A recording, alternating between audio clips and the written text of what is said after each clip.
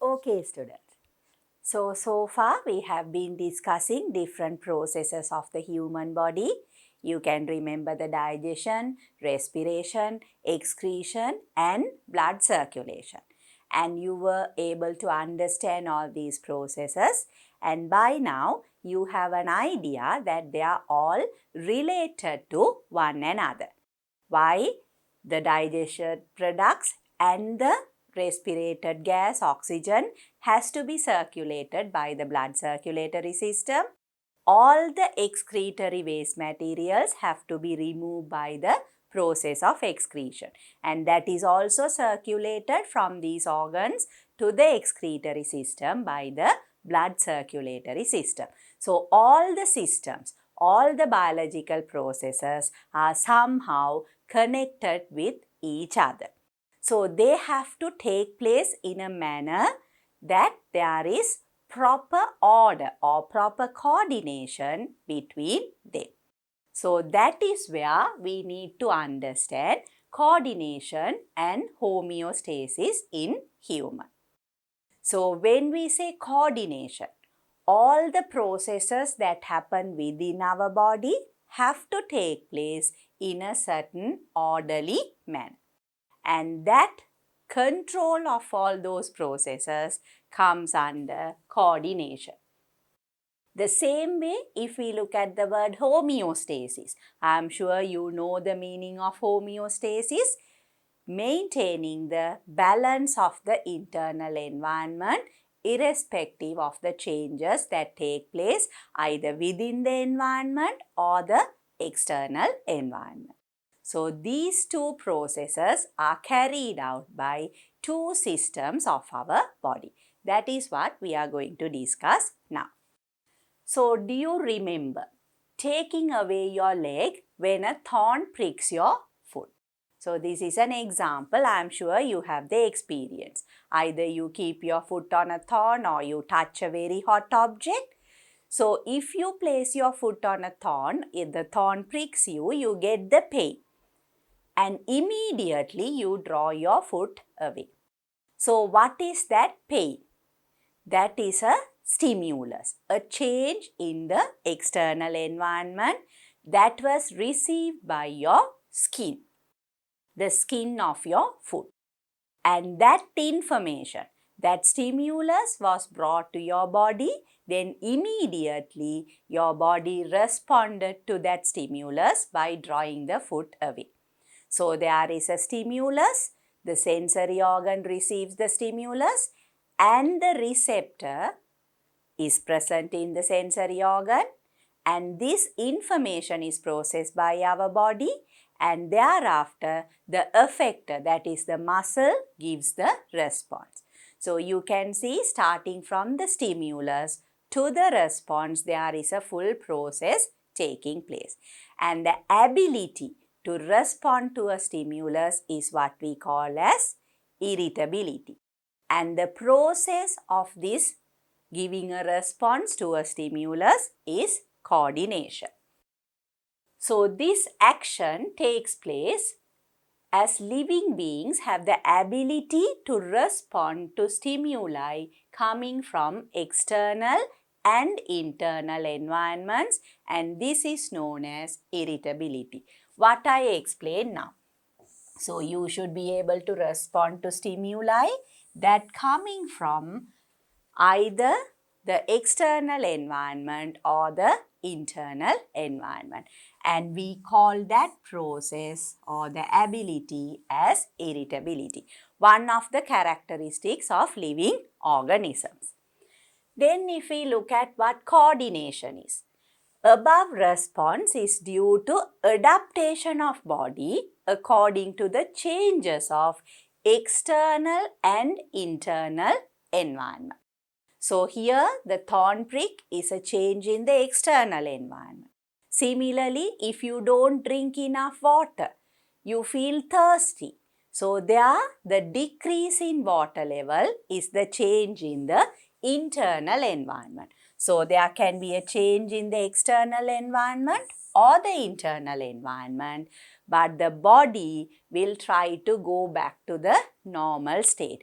That is, the body will adapt to the according to the change. So this word is important. The body will try to adapt itself, or the body will try to go back to the previous level by doing certain processes, and that is known as coordination. Then if we look at what stimulus is, the change that takes place in the external environment. So earlier coordination involves with the change in external and internal environment. But the changes in the external environment that can be received by the sensory organs are known as the stimulus. So the change that takes place in the external environment, which is detectable by the sensory organs. I am sure you know what the sensory organs are and the senses received or perceived by them. Then if we look at what sensory organs are, the organs that can detect the stimuli are called sensory organs. So, they are organs that can detect or sense the stimuli, that is the change in the external environment. You see an object, you get the change in light sense, vision. So, that is the sense, and the eye is your sensory organ. So here, if we look at the different types of sensory organs, you are familiar with them: eye, nose, ear, tongue and skin.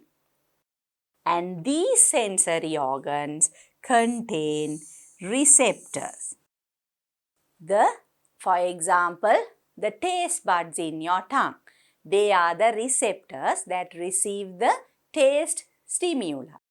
Similarly, in your eyes, in the retina, there are receptors. So, they only get the information of the image. So, in all the sensory organs, there are receptors. They receive the stimuli and they pass it into the body where the information is processed and the response is given. So, that is what we will be discussing under coordination. But here we will discuss the systems that carry out the coordination process as well as homeostasis. With that, I will move on to this assignment. Complete the table using different receptor organs and the stimulus that can be detected. So here all the 5 sensory organs are given to you and they want you to write down the stimulus. This is something that you already know.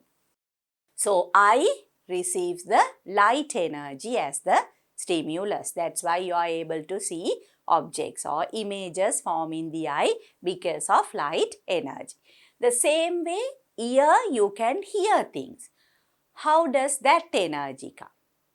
You are very familiar with that. The sound waves, they carry sound energy or acoustic energy. So, the ear receives sound energy or acoustic energy.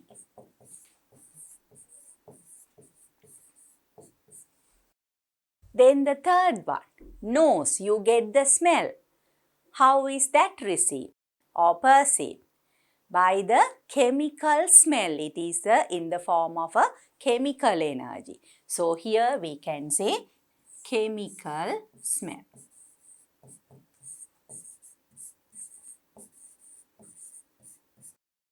The same way, tongue receives the taste, and there are taste buds and you know how they are distributed throughout the tongue and how do they receive the sense of taste. Again, chemical energy. So here we can say chemical taste.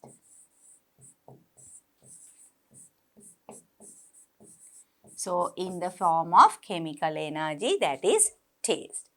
Then we have the skin. Now skin can receive very different signals or stimuli. You can feel the change in temperature, whether it's warm or cold. So that is one. Then you can feel the touch.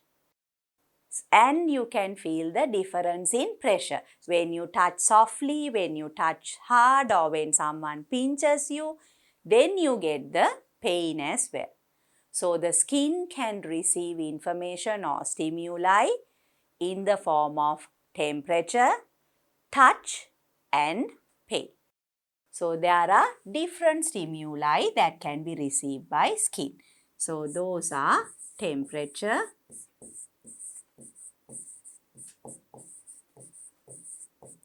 touch and also pain.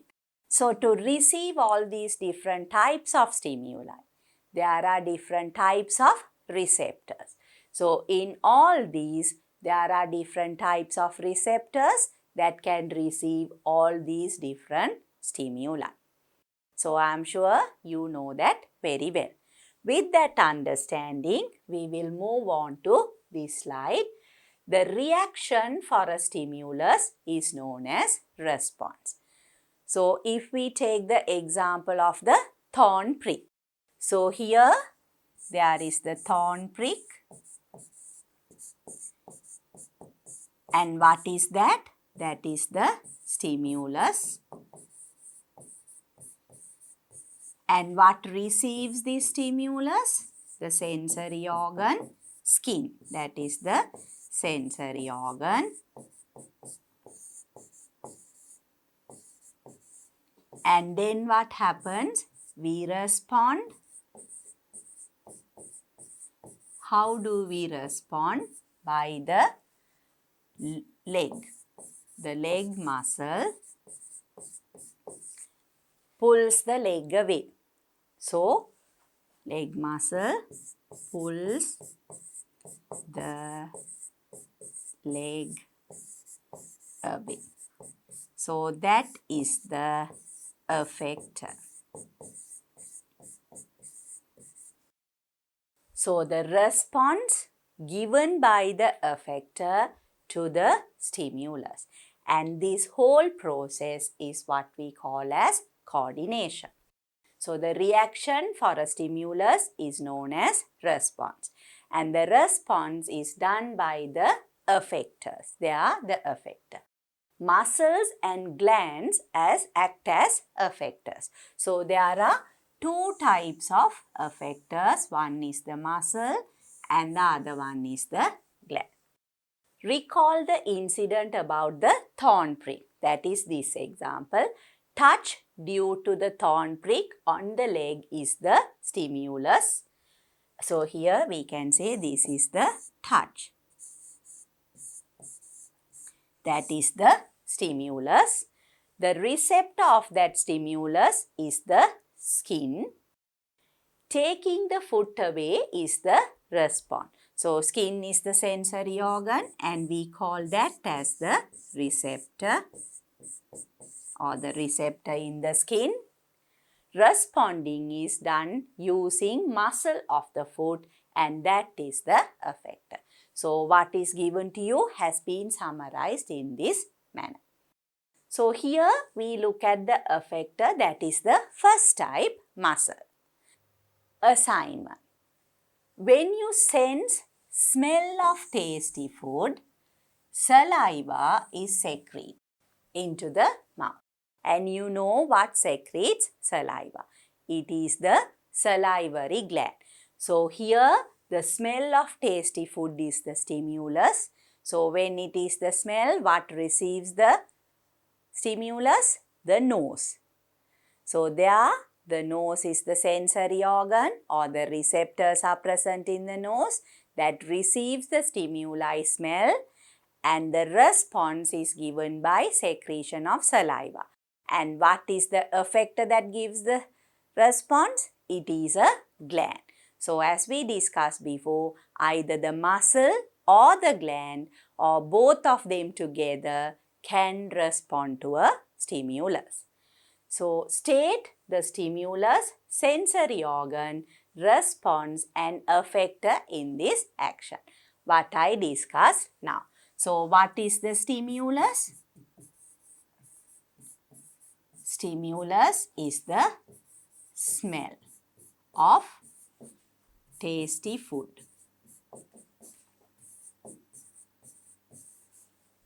And then what is the sensory organ?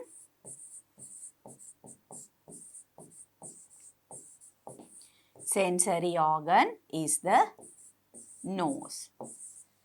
And what is the response? Response, secretion of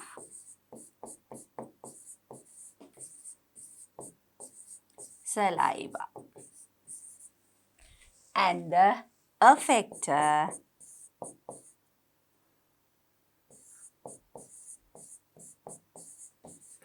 is the salivary gland. So now you all can understand. When there was the thorn prick, it was the muscle. And here when you get the smell of tasty food, it is the gland. So muscles and glands are the effectors in our body. So I am sure now you have a better understanding of the basic process of coordination. Now we will discuss the systems involved with this coordination process. So you will understand that there should be a proper communication between organs or tissues. So the important thing is proper communication. So I started the discussion with that. There should be coordination among all the processes. So it has to be a proper communication between organs and tissues to carry out body functions smoothly. Identification of the changes in the external and internal environments and responding accordingly is known as coordination. So you identify the change, that is the stimulus, and respond accordingly. So here the responding according to the stimulus is the process of coordination. Say if you keep your foot on the thorn and if salivary glands secrete saliva, there is no coordination. If you say, you get the smell of tasty food and you can't move away from the food. So there is no proper coordination. So according to the stimulus, according to the change, there should be a response. So that is what we call as coordination. For coordination, two interconnected. So here, two interconnected but different systems are present in the human body. So there are two systems, they are different from each other, the way they are present in the body and how they carry out the coordination process, but they work together. That is why we say interconnect. So if we look at those two systems, I am sure you are familiar with the two systems. One is the nervous system, the other one is the endocrine system. So one, nervous system.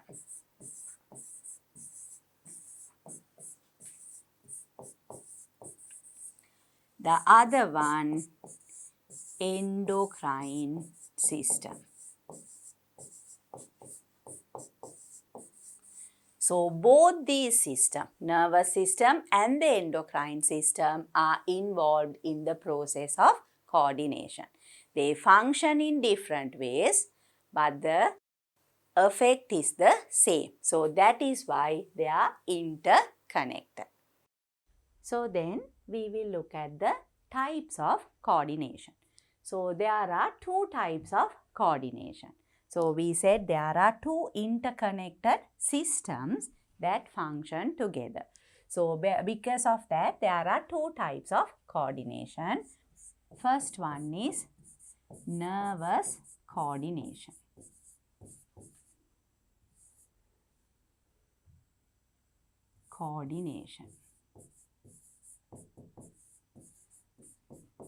This is done by the nervous system.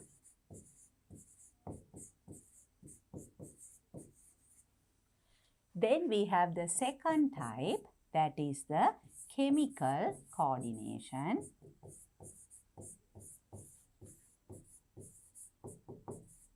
Chemical coordination that is carried out by the endocrine system.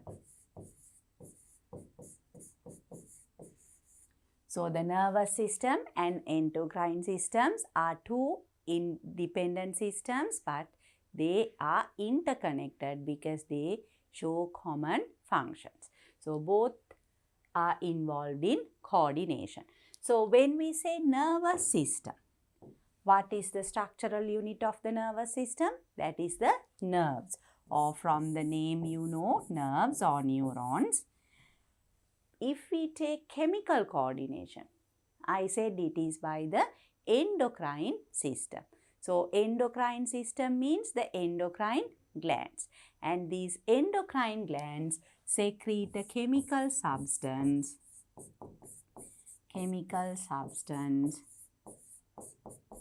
that is called the hormone.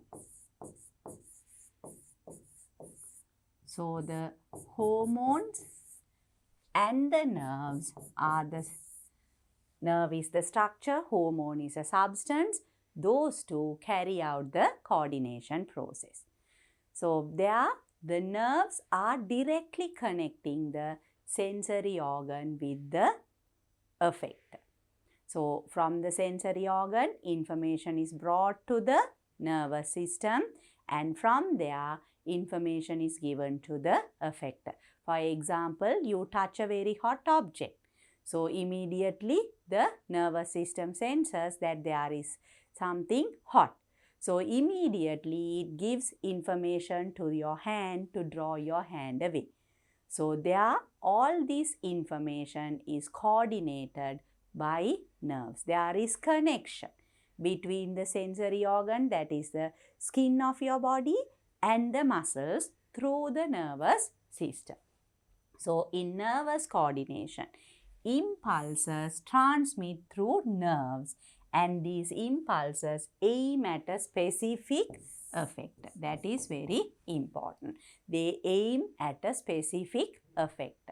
Now I told you the muscle and the bones of the hands which help to move the hand, mainly the muscles. So there it is aimed at a specific effect. So like that, hormones are secreted at one side and it carries out the coordination function at a different side. But there is no direct contact. So in chemical coordination, hormones secrete to blood and according to the concentration. So this is important. According to the concentration of hormone, the particular effector responds to it. So as I said, depending on the amount of ADH hormone, the kidney will respond to the coordination. So that is how chemical coordination takes place. So now can you all understand, students? There are two types of coordination: nervous coordination that is carried out by the nervous system, chemical coordination carried out by the endocrine system. And the nervous coordination is by the nerves, whereas the chemical coordination is by the chemical substance, that is hormone. So with that introduction, first I will discuss the process of nervous coordination. That is where we discuss the nervous coordination.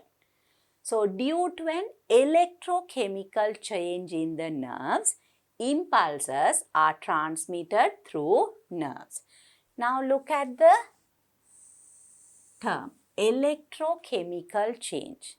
Now recall what you learnt in grade 10.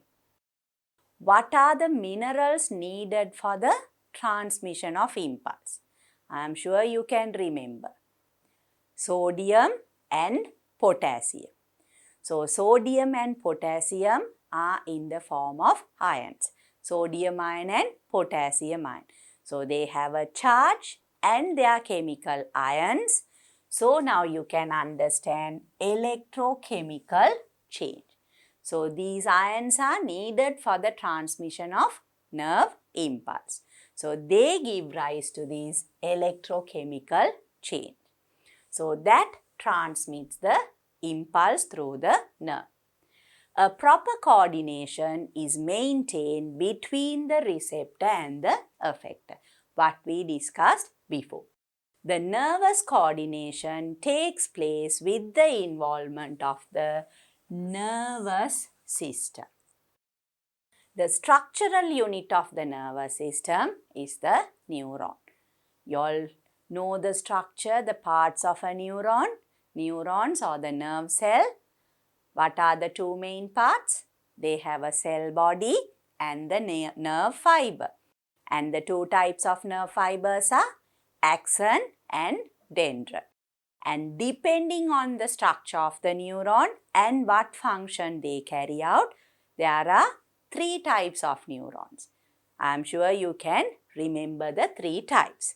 So, there are three types of neurons in the nervous system. What is the first one? The sensory neuron.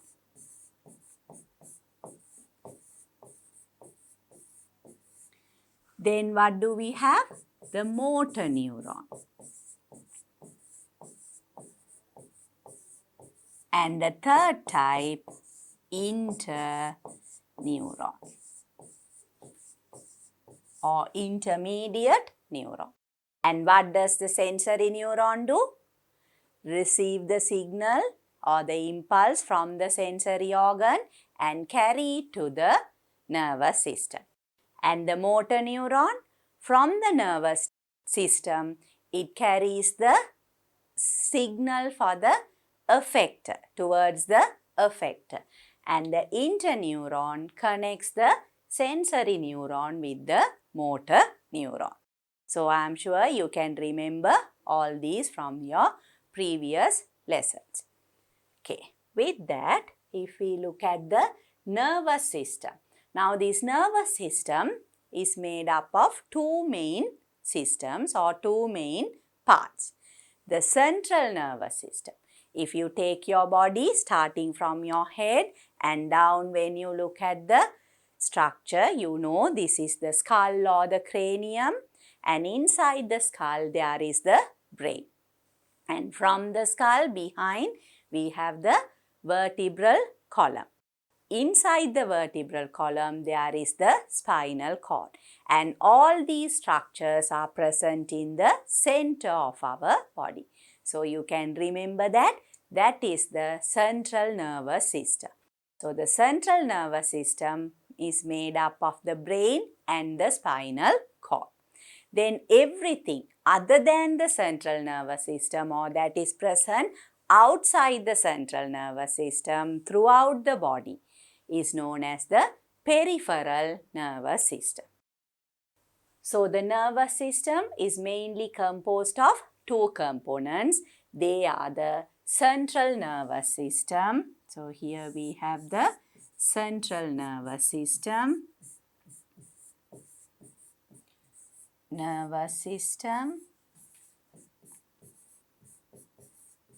And this is given the abbreviation CNS, central nervous system, and the peripheral nervous system.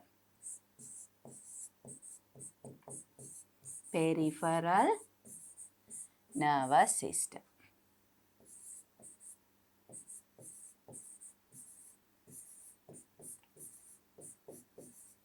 So, we can call this as the PNS, central nervous system and the peripheral nervous system. So, the structure of it can be shown by the following simplified diagram. So, the two nervous systems, then I told you the central nervous system contains the brain and the spinal cord. If we take the structure of the brain, that is the part that is contained within the skull or the cranium, that has three parts: the cerebrum, cerebellum, and the medulla oblongata. So, brain is made up of the cerebrum, cerebellum, and the medulla oblongata.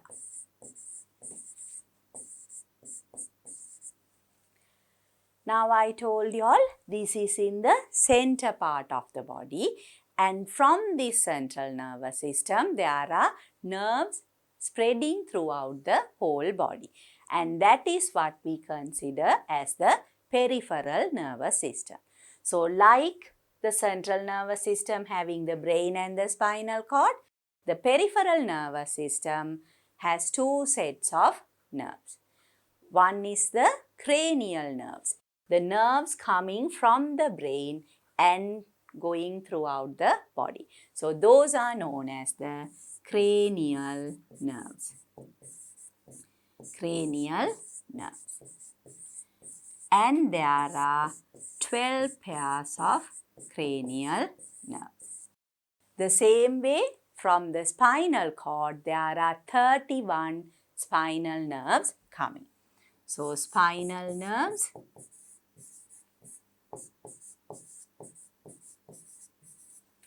there are 31 pairs of spinal nerves.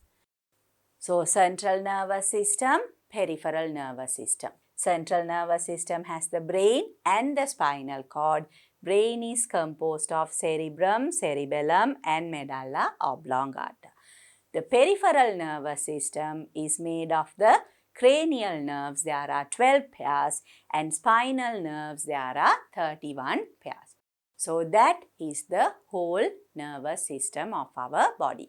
And the basic structural unit of the nervous system is the nerve cell or the neuron. So now we will move on to the structure and functions of this nervous system. Central nervous system.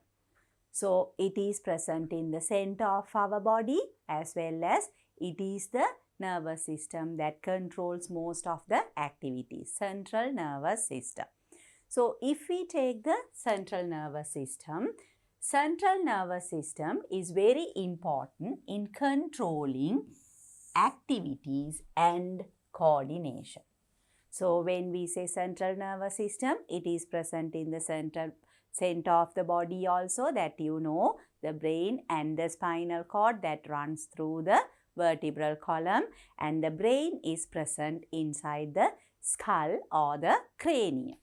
So this is very important to control activities as well as to coordinate the different activities and functions of our body. So because of that, there is lot of protection for this central nervous system.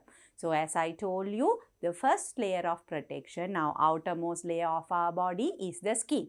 Inside the skin, if you look at the head, we have the cranium or the skull. Inside the skull only there is the brain. And along the back of our body, we have the backbone or the vertebral column. And the spinal cord runs through the vertebral column. So that is one layer of protection. Then there is another layer of protection. Those are the meninges. Membrane-like structures, those are known as meninges, and there are 3 meninges around these brain as well as the spinal cord. And between these meninges as well as the center cavity of the spinal cord inside the brain, there is a fluid called the cerebrospinal fluid. Cerebro because it is present in the brain. Spinal because it is present inside the spinal cord. So cerebrospinal fluid is also another protection. So 3 types of protection. So brain and spinal cord belong to the central nervous system that we discussed, brain and spinal cord. Skull provides protection to the brain. So I told you skull provides protection to the brain. Skull is also known as the cranium. And the vertebral column provides protection to the spinal cord. And if you see, brain and spinal cord are covered by meninges. So that is another layer of protection. And there is a special fluid found within the cavities of brain and between meninges. Into main places within the cavities of the brain as well as the cavity of the spinal cord and between the meninges, and it is known as cerebrospinal fluid. So that is a very important term that you have to remember. So cerebrospinal fluid protects the central nervous system in many different ways. So one way of protection, it's a fluid. Now let's say you fall down, you knock your head, and during that time this cerebrospinal fluid acts like a bouncy. You know what a bouncy is. So it acts as a support bouncy for the brain and the spinal cord. So to help protect the brain without it getting jerked and becoming harmed. So that is the first function. Support bouncy to brain and spinal cord. So that is the first function. Then there is another function. Normally you all know about shock absorbers. What are shock absorbers? Say I said when you fall down, you knock your head, there is a vibration generator. That is absorbed by the cerebrospinal fluid. So it absorbs shocks and jerks. So it acts like a shock absorber. You can remember that. So it absorbs shocks and jerks. That is the second function. In addition to that, the cerebrospinal fluid provides protection. Protection against pathogens. Pathogens are microorganisms that can cause diseases. So they have to be prevented from entering and harming the brain or the spinal cord. That is the central nervous system. So the cerebrospinal fluid protects the central nervous system from microorganisms. There is another protection. It prevents the brain and the spinal cord from becoming desiccated. What is the meaning of desiccated? Becoming dry. So it protects the central nervous system from desiccation. So it provides protection. So protects from microorganisms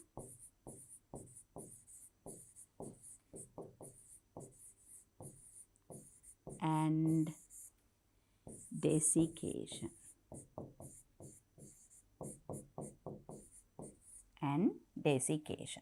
So we have discussed three functions so far. Support bouncy to brain and spinal cord. Absorb shocks and jerks. Protects from microorganisms as well as desiccation. Then there is another function. It also protects the central nervous system from temperature fluctuations. So that is also another function. Protects from, or you can say, protects from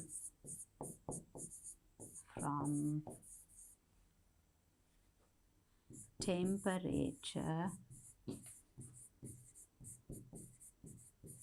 fluctuations.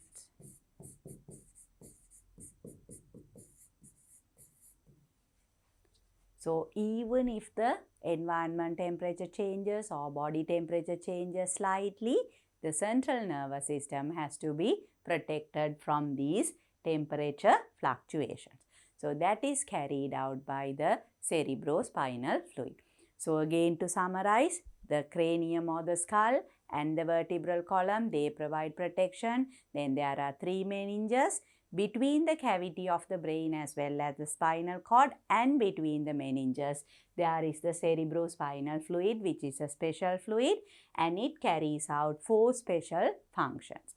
One is support bouncy to brain and spinal cord, absorb shocks and jerks, then it protects from microorganisms and desiccation, and also it protects from temperature fluctuations. So These are the functions of cerebrospinal fluid.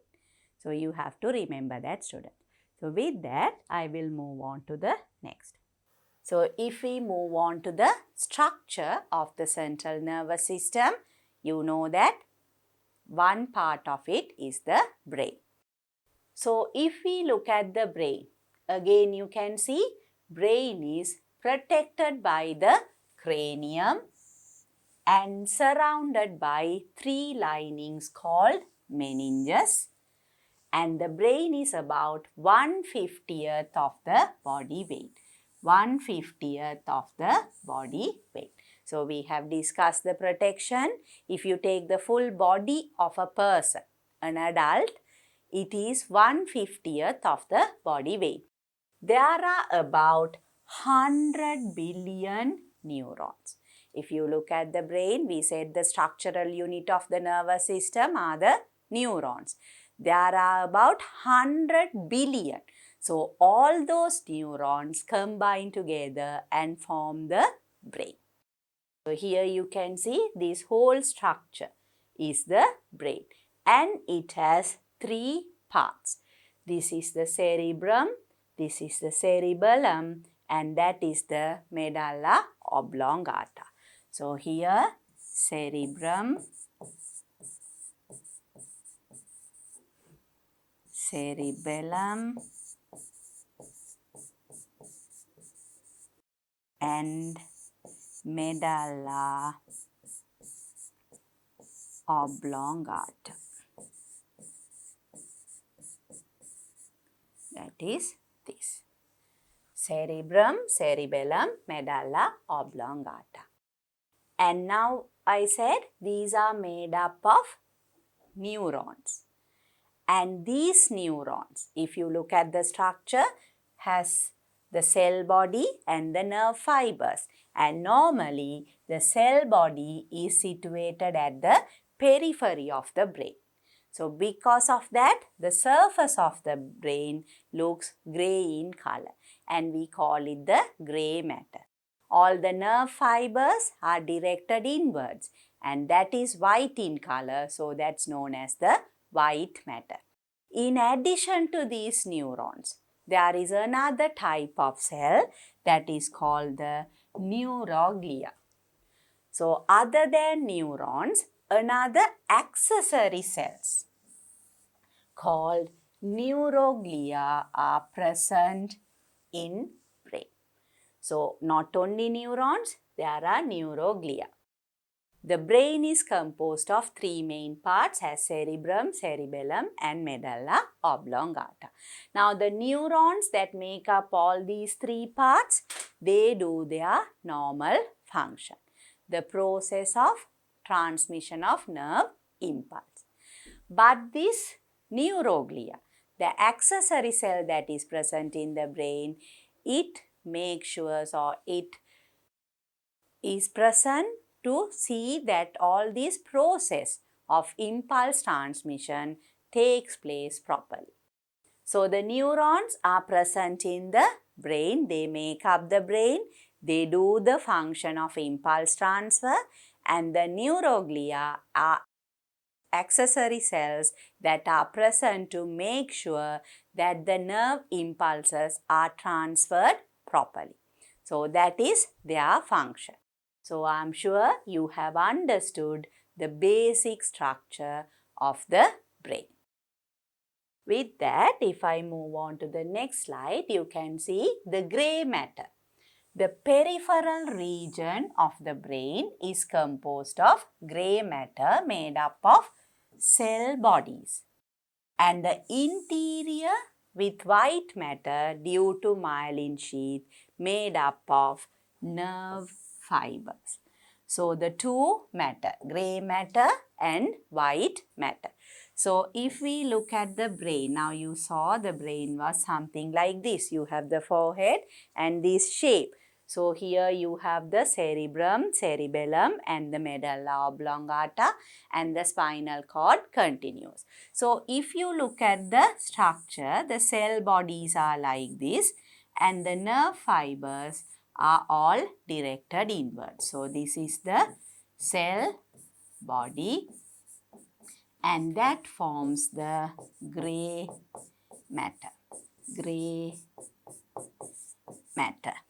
But inside there are the nerve fibers, and they make up the white matter. So if you just look at the brain from outside, it looks grey in color. If you take a longitudinal section, inside it will be white in color. I am sure if you have observed these specimens in the lab, you would have seen a specimen, a preserved specimen. Outside looks grey in color and in the middle it is white in color. Then if we move on to this activity, observation of parts of brain. So here if we take a longitudinal section, you all know the three main parts of the brain, the cerebrum, cerebellum and the medulla oblongata. So here also those parts are present. I will first label the diagram. Then as you know, if you were in the lab, you would have observed the real model of the nervous system where you can remove the parts of the brain as well and look inside it so that you can observe the components present within. But here, since we are learning online, we have the advanced technology. I have been using that. We have the anatomy software that we can use to observe these structures. So first if we look at the diagram. Now what is this part? You can see this is the cerebrum. Now some of y'all know, some of y'all might have been wondering, why are these lines present? The reason is the brain, the outer surface is folded or convoluted. You know that term, convoluted. So that the surface area can be increased. The brain is involved with many different functions. So to carry out all the functions, control all the functions, it needs a larger surface area. So this is why the line. So you can see the convoluted nature of the brain, and the beginning part of it is the cerebrum. Then what do you have in addition to cerebrum? The cerebellum. So here it's the cerebrum part, and here this structure somewhere here is the cerebellum.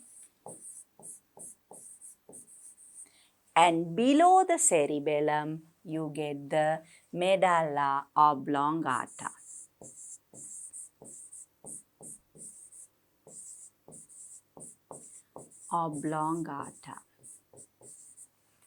And after the medulla oblongata is the spinal cord. Now these are the parts that we have already discussed. In addition to that, if you look at this part here, this large yellow color component is called the thalamus. And here what you have, this small area, this area is known as the hypothalamus.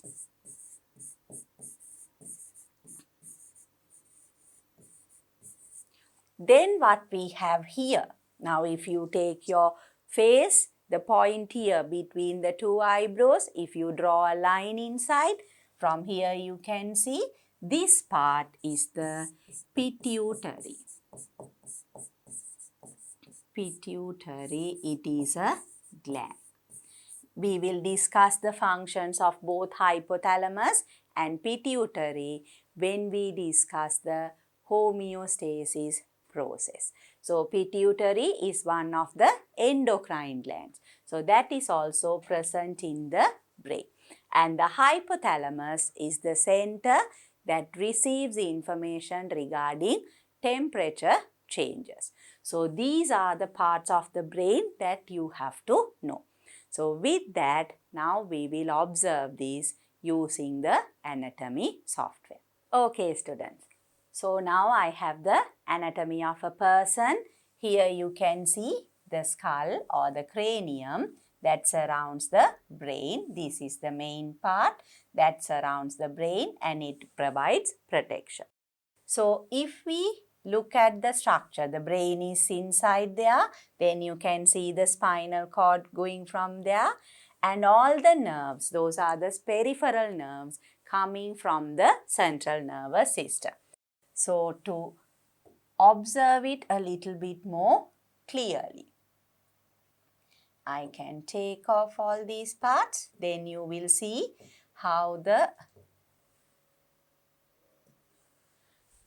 brain is. Here you can see the brain and the spinal cord. So this part is the brain. So cerebrum, you can see the convoluted nature.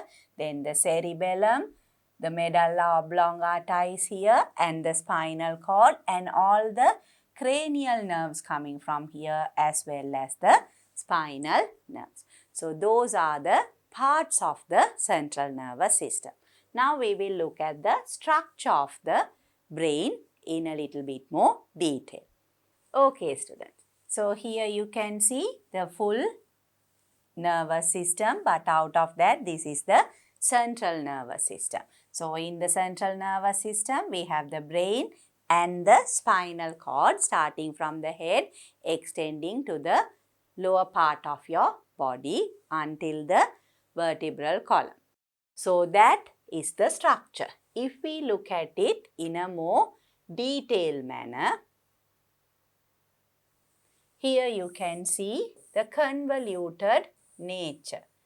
Now you can nicely identify the convoluted nature and this is to show that the outer side is grey matter and inside is white matter. But here the spinal cord, you can see it's a different color. We will discuss later that it has the white matter outside and the grey matter inside. That is why you can see the color change as well.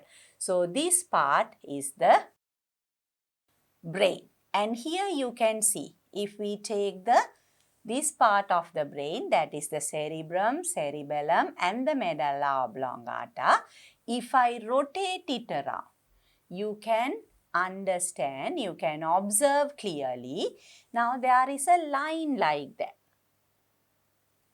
A line there. So here you can see there is like a cleft.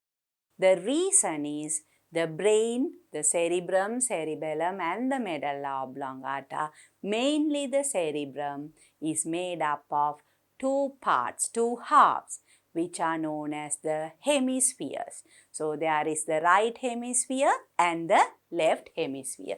So you can see this part is the right hemisphere, this part is the left hemisphere. Same for the cerebellum. And in the medulla oblongata, this part also you can see like a small cleft. So they all have the right and the left hemispheres. And here you can understand the shape of the cerebrum. I told you this shape where you get it inside the skull and the convoluted nature. So now that you have understood this structure, we will look at the longitudinal section and identify the parts. Okay, students. Now here you can see it more clearly. You can see the cerebrum, you can see the grey matter outside and inside is the white matter. You can see the cerebellum and the medulla oblongata. In addition to that, we looked at two parts in the brain. What were they? The hypothalamus and the pituitary gland. So here what you see, this part is the pituitary gland. So I told you all, between the eyebrows, if you draw a line from here to here, it is in line. So that's the pituitary gland. And what you see here is known as the thalamus, but this part is the hypothalamus. So I told you all the hypothalamus is related to the temperature, homeostasis, and pituitary is a gland of the endocrine system. So those are the parts of the brain that you need to understand even when you are given a longitudinal section, you should be able to identify and label. Cerebrum, cerebellum, medulla oblongata, spinal cord, pituitary and hypothalamus. So now I am sure you have a very good understanding about the basic structure of the central nervous system as well as the peripheral nervous system. With that, I will move into the lesson. Okay, students. So you were able to observe clearly the different parts of the brain as well as the parts of the nervous system. So now we will move on to the parts of the brain. The first one is cerebrum. Cerebrum is the largest and most highly developed part of the brain. So you were able to observe that as well. It was the largest area and it was convoluted in order to increase the surface, and it is most highly developed part of the brain. It is divided into left and right hemispheres. That was also visible to you. And if you look at the structure, the right side actually controls the left part of your body and the left side controls the right part of the body. In the cerebrum, the part of the cerebrum that is the peripheral part of the cerebrum is known as the cortex. So the cortex of the cerebrum is highly convoluted to increase the surface area. And the left cerebral hemisphere controls the right half of the body and the right cerebral hemisphere controls the left part of the body. You were able to observe this, but not the function of the two cerebral hemispheres, but the right and the left hemispheres as well as the convoluted nature of the periphery of the cerebrum in order to increase the surface area. So all these adaptations are there to control the proper functioning of the body. Now if we take the brain, now you all saw it was something like this, and this part is the cerebrum, and here we had the cerebellum and all that, and here it was all convoluted, and the full brain is actually divided into different regions, and these regions are responsible for different functions. Now let's say if we take this part, that can be related to maybe thinking. I am not giving you all the exact regions, but just for you all to understand that there are regions in the brain. So there can be another region here, another region here, something there and there. So one region will be related to the thinking process. Another region will be related to your vision. Another region, let's say, will be related to your talking. Another for hearing. Then for taste. So there are different types of senses, different functions. Then already you know the hypothalamus as well as the pituitary are there. Hypothalamus is related to temperature changes. So like that, there are different parts of the cerebrum which are involved in different functions. So based on that, if that part doesn't function, let's say for example, if this part is responsible for thinking and that is not functioning properly, means you can't think properly. Say this part of the brain, if that is related to vision, even if your eye and everything is functioning properly, it is in very good condition, but the person will not be able to see things. Why? Although the image is formed in the eye, the information is processed and understood by the cerebrum. So that is why this is very, very important. So with that, we will discuss the functions of cerebrum. Perception of impulses from receptors. So that is one function. perception of impulses, receiving the impulses, identification of received sensory information, and storage of those information. Now say you know how a mango tastes. So as you were born, you didn't have that information. So the first day you tasted a mango, you received the impulse from the receptor, that was your tongue. And that information was identified by your brain, and thereafter it stored the information saying that the mango is sweet in taste. So likewise, all what the information that you have gathered throughout your years has been stored inside your brain. So one main function, perception, identification and storage of information related to all the stimulus that you have received so far. Then perception of senses about vision, taste, smell, hearing, pain and temperature. So here perception of senses. Vision from eye, taste from tongue, smell, nose, hearing, ear, pain and temperature from the skin. So all the information that are received by the sensory organs are given to the or brought to the cerebrum. So there it perceives, identifies or understands the sense. So as I said, sweet taste is differentiated from a salty taste or a sour taste. So that is the perception of stimulus, understanding the stimulus. So you have to remember this word, perception. Then perform high mental activities. So these are high mental activities such as learning, intelligence and thinking. So in the first function, I told you all, you learn what the taste is. You learn what the smell is. And the information is there in your body.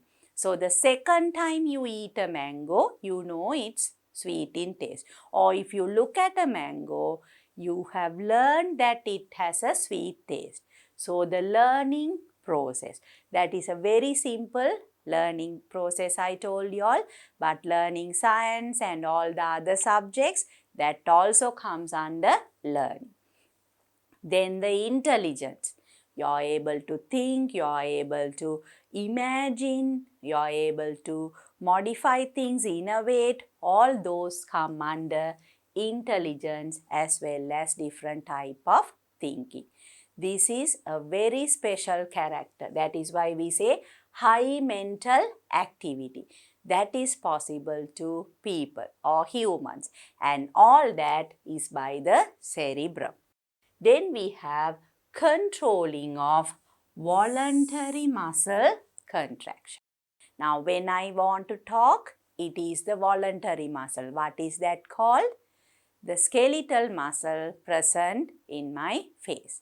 If I want to move, when I am writing, I am moving my hands, the fingers, all those are controlled by, or they are all done by skeletal muscles. And the skeletal muscles are voluntarily controlled. We think and do. So here the cerebrum, because you can think, you have learned, you have the intelligence, you think and do many things. And those voluntary muscle contractions are controlled by cerebrum, the larger part of the and the highly developed part of the brain. With that, I will move on to the second part of the brain, that is the cerebellum. So, cerebellum, this is located just below the latter part of the cerebrum. It consists of two hemispheres. It is of grey matter in the outer layer and white matter in the interior layer. All this you know because you observed it, all these information before. So it's just below the latter part of the cerebrum. Again, there are two hemispheres. and grey matter in the outer layer and white matter in the interior layer. So those are the important points that you need to remember. But compared to the size of the cerebellum is small. So when you say latter part, the below part of the cerebellum, it's somewhere at the back of your head. You know what happens if you fall down and knock your head here. You get imbalance. That is because the function of cerebellum is related to the balance of the body.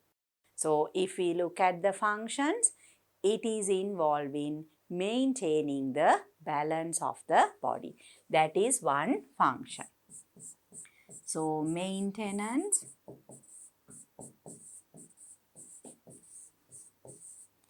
of the balance of the body. That is one. So when we say balance, when you stand, your body has to be at equilibrium. There should be a balance. You shouldn't fall to any of the sides. But if you get hit at the back of your brain, that can happen. You can't keep yourself straight when you're standing, even when you're sitting. So that is related to posture as well. So in order to balance that, again the cerebrum also controls the voluntary muscle functions. So that is the second function. Controls voluntary muscle functions. So you can see here both the cerebrum and the cerebellum are involved in controlling the function of the voluntary muscles. Cerebrum controls the contraction of voluntary muscles and cerebellum is also involved with the functions of the voluntary muscles. So these are two functions: maintenance of the balance of the body and controls voluntary muscle functions. In addition to that, the cerebellum is involved with the maintenance of body functions. So there also it helps in controlling the body function. So if I write that third function, maintenance of body movements.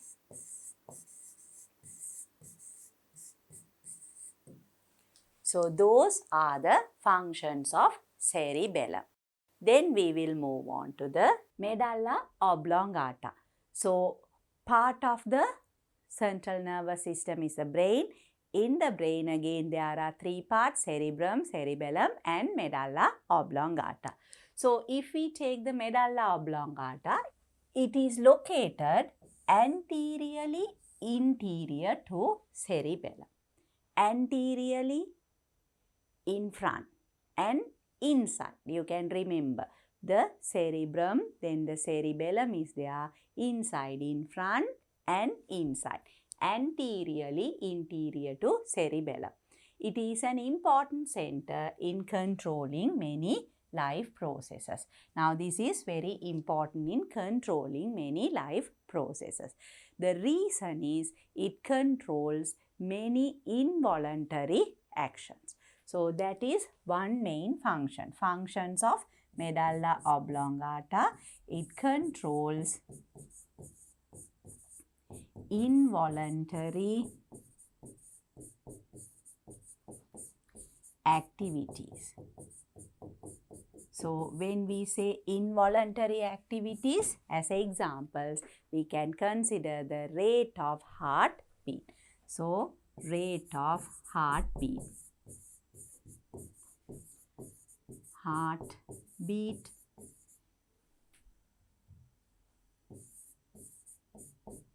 Similar to that, rate of respiration.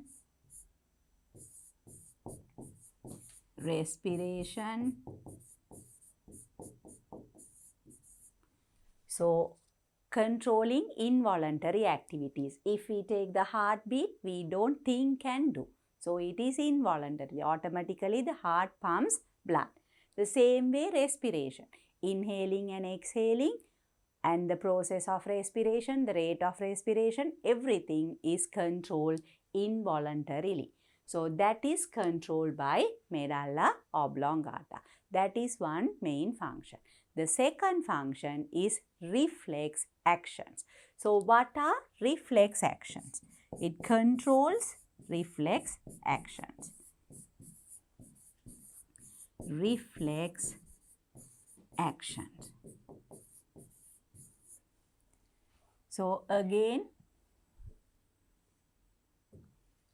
there are activities. Now, when there is something that is not good for the digestive system or something that cannot be tolerated by the digestive system, we vomit the food down.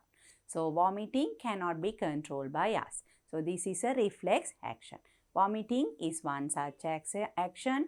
Then coughing, that is also a reflex action. If some dust particles or something enter into the throat, while we cough, it is given out, coughing.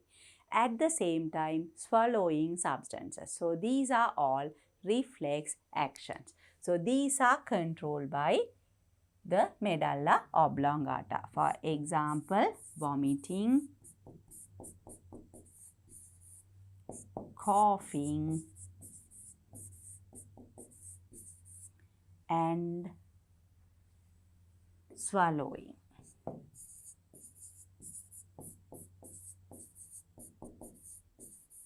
All these actions are carried out by the medulla oblongata. So far students, we discussed the central nervous system, out of that the brain. So, brain has three parts. One is the cerebrum, cerebellum, and this one medulla oblongata. So, I am sure you have understood all the functions of all these three parts of the brain. So, with that, I will move on to the next. The spinal cord. So, you can remember students, the central nervous system has the brain, we discussed that, and the spinal cord. So, here you can see the structure of the spinal cord. Here, if you look at the structure, outside the periphery of the spinal cord is the white matter. White matter. And inside this region you can see is grey in color, and that is called the, or that is known as the grey matter. So, why is this difference? This is the white matter and grey matter. Here the cell bodies are situated in the middle. So, because of that, the inside has the cell body, and that is the grey matter. And from that, the nerves or neurons go out of the spinal cord. So, the white matter consists of the fibers. And here you can see in the middle there is the central canal. Central canal. And within the central canal there is the cerebrospinal fluid. And here you can see from either side of the spinal cord, the spinal nerves come out.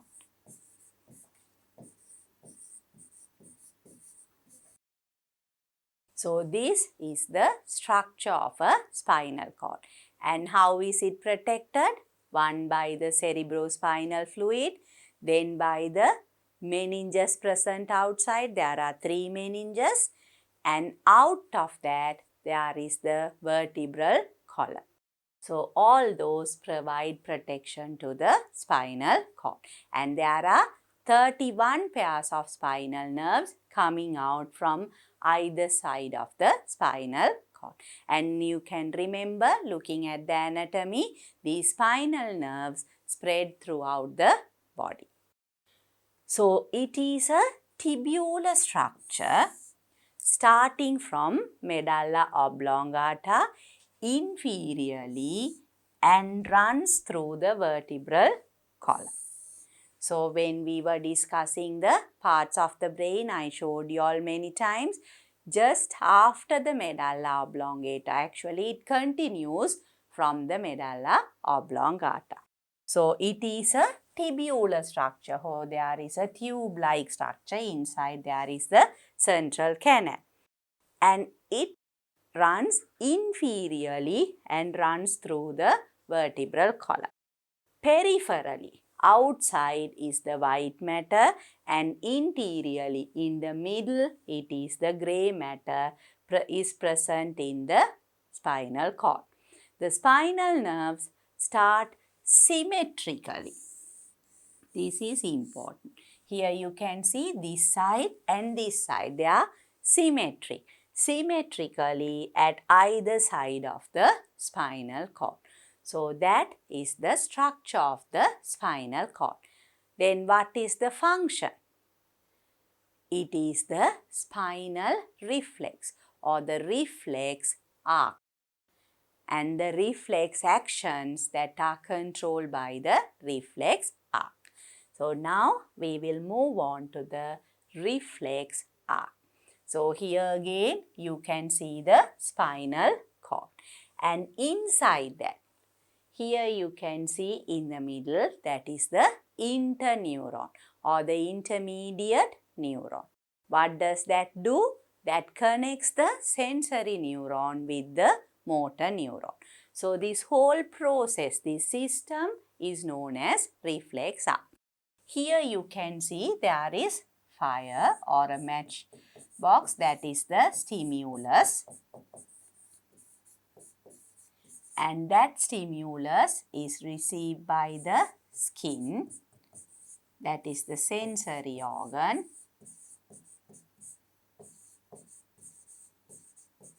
So stimulus received by the sensory organ.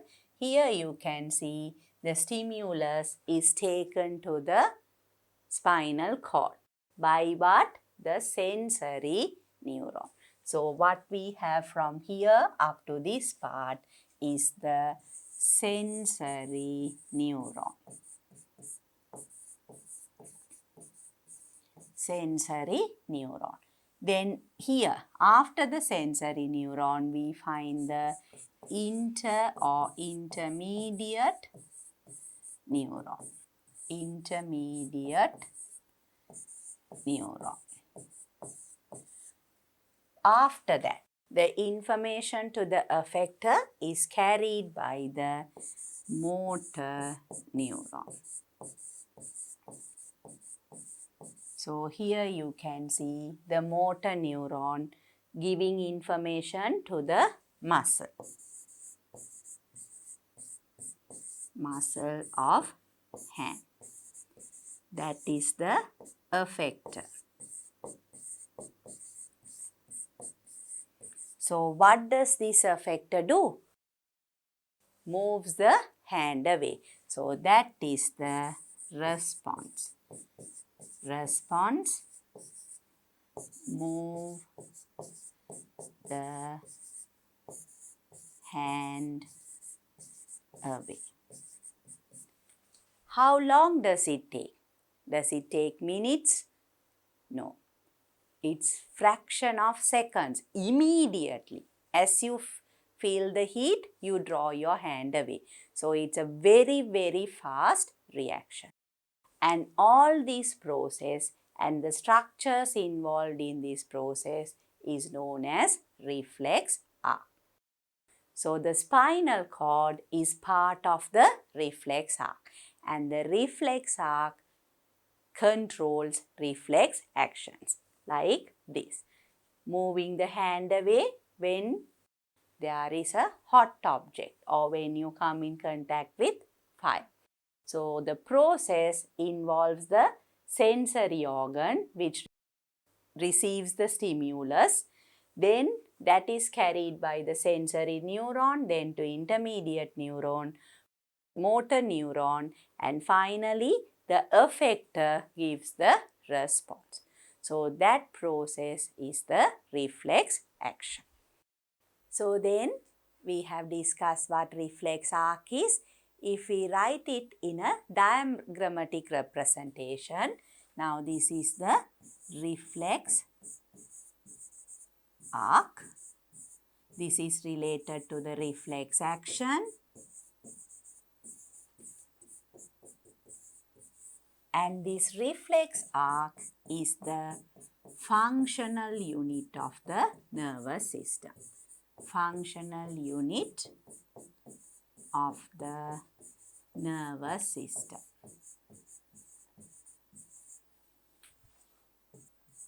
Nervous system.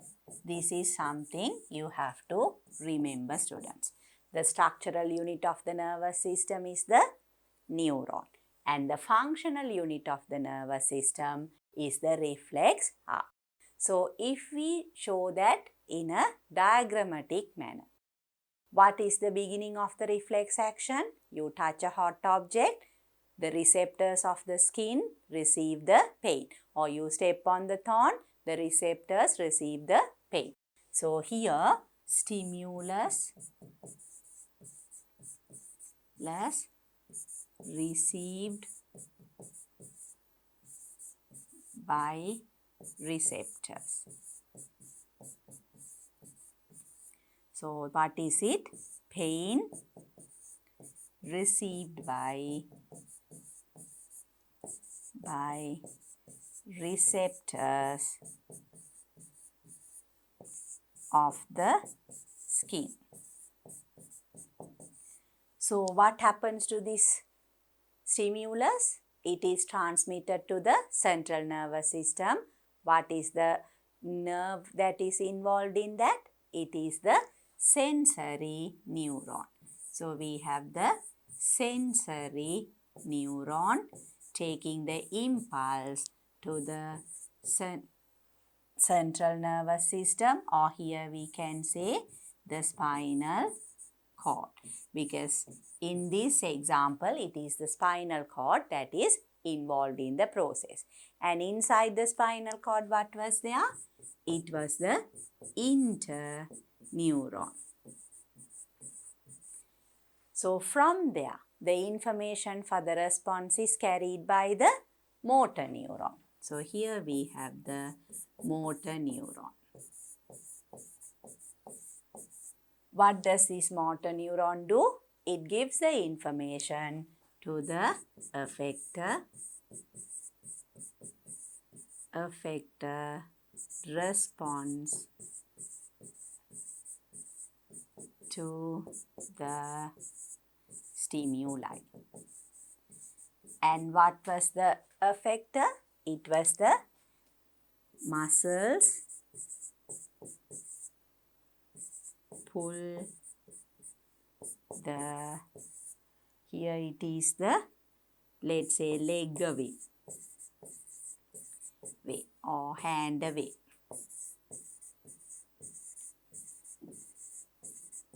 If you step foot on a thorn, the leg is pulled away, or if you touch a hot object, the hand is drawn away. So this process is what we call as the reflex arc, and that is the reflex action. Stimulus going to the spinal cord, that is the central nervous system, and then the effector showing the response. Stimulus, nervous system, and the response. So that is how the coordination process takes place. And this is the functional unit of the nervous system. I am sure you can understand that now. With that, I will move on to the next slide. So then we will look at the reflex actions. A sudden involuntary response. You have to note this point. Sudden involuntary response to a particular stimulus is called a reflex action. a sudden involuntary. So you don't think and do. When you touch a hot object, immediately you draw your hand away. So sudden and without thinking, involuntary. So sudden involuntary response to a particular stimulus is called the reflex action. They take place without the consciousness of the involvement of the brain. So that is very important. This takes place without the consciousness of the involvement of the brain. So brain is what thinks. Here we don't think and do. So these are very spontaneous, sudden, involuntary actions. And there are two main types of reflex actions. The reflex actions are of two types. Now we will see what these types are. One is the spinal reflex. So from the name you know it is done by the spinal cord. And the other one is the cranial reflex. What is the cranium? The part of the brain. So you know the cranial nerves.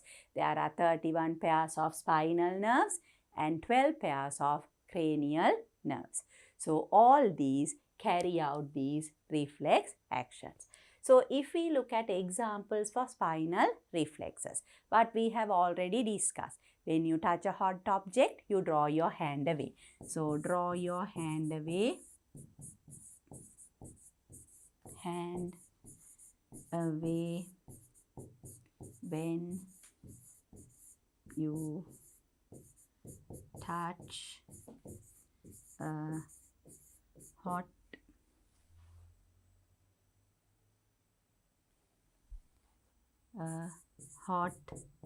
object. Same way, when you step on a thorn, pull your leg away. So pull your leg away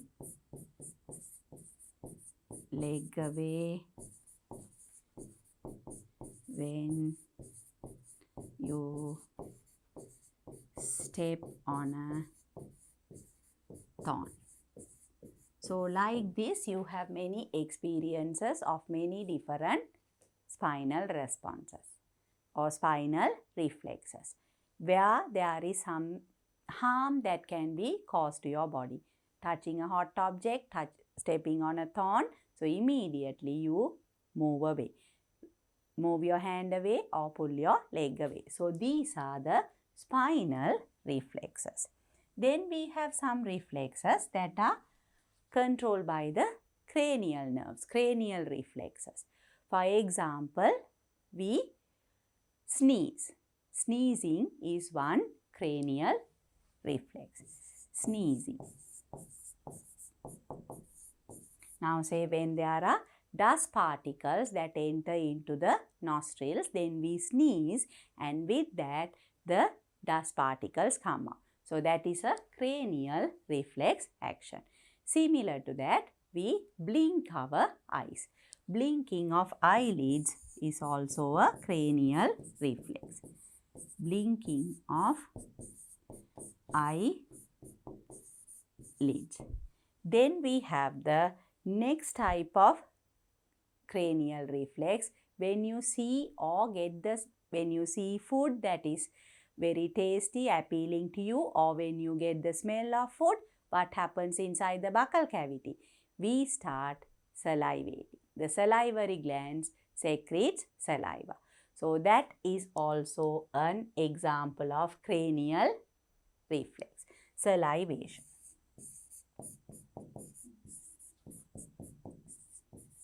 So if you look at all these reflexes, spinal reflexes, draw your hand away when you touch a hot object. Pull your leg away when you step on a thorn. The same way, the cranial reflexes, sneezing, blinking of eyelids and salivation. So those are examples of different types of reflex actions. So with that, I will move on to the one where we have an assignment. State the reflexes you encounter in day-to-day life. What are the reflexes? All what we have discussed before. A thorn pricks your foot, you draw your foot away. If you come in contact with a hot object, you draw your hand away. Sometimes in school, during the interval when you are playing, say a friend throws a ball at you, or it can be an accident, or just to get your attention, they throw a ball at you. So immediately either you catch the ball or you move away from the object. So when an object is coming towards you, you either move away or you catch it. So that is also a reflex action. Without your knowledge, you tend to do that. If there is lot of blowing, then you try to close your eyes, you try to blink your eyes. So that is also a reflex action. So like that, you can think of many different reflex actions. So let's say if we write down a few examples. Reflex actions. One, all what we have discussed before. Remove your leg.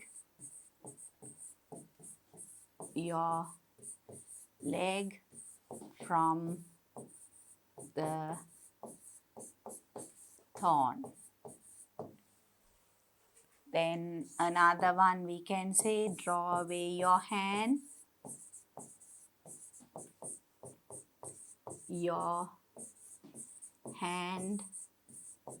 From a hot object. Then what else? Move your head, move away or catch an object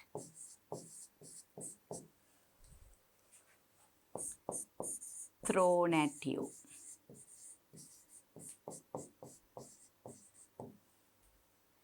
What else can you think of? When there is dust or something coming towards your eye, you tend to blink, you tend to sneeze. So all those are reflex action. So sneeze when dust is inhaled.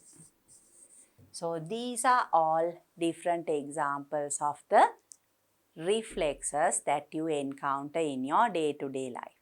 So here students, you can see many different examples of reflex actions or reflexes that you encounter in your day-to-day life. So from the beginning, we discussed the structure and the functions of the central nervous system.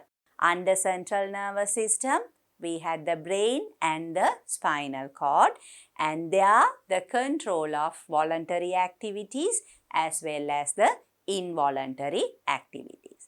So there is another part for the nervous system. What is that? That is the peripheral nervous system. So this peripheral nervous system is also known as the autonomic nervous system.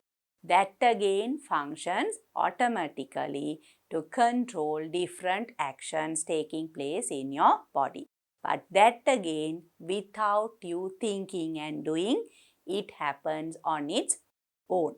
So that is the system that we are going to discuss now, the autonomic nervous system. So the autonomic nervous system. So as I told you, it is part of the peripheral nervous system that is involved with the involuntary action.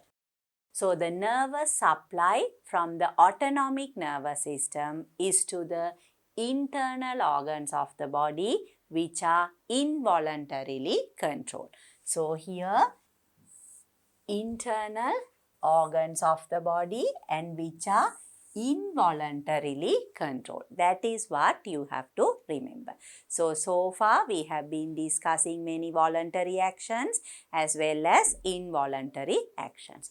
So here the autonomic, from the name like automatic, this is the autonomic nervous system that is involved with involuntarily controlled actions.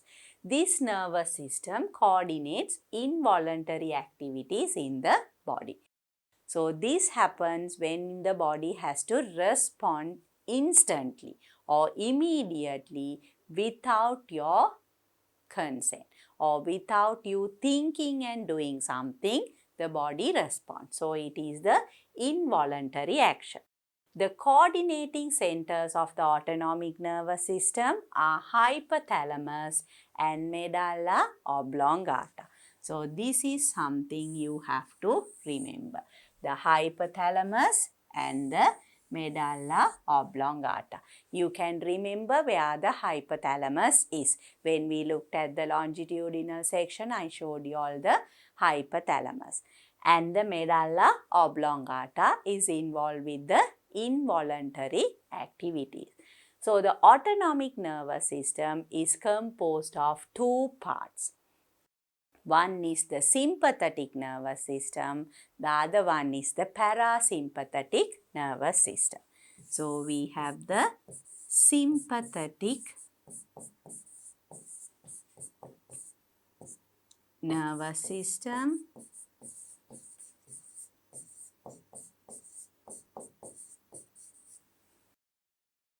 and the parasympathetic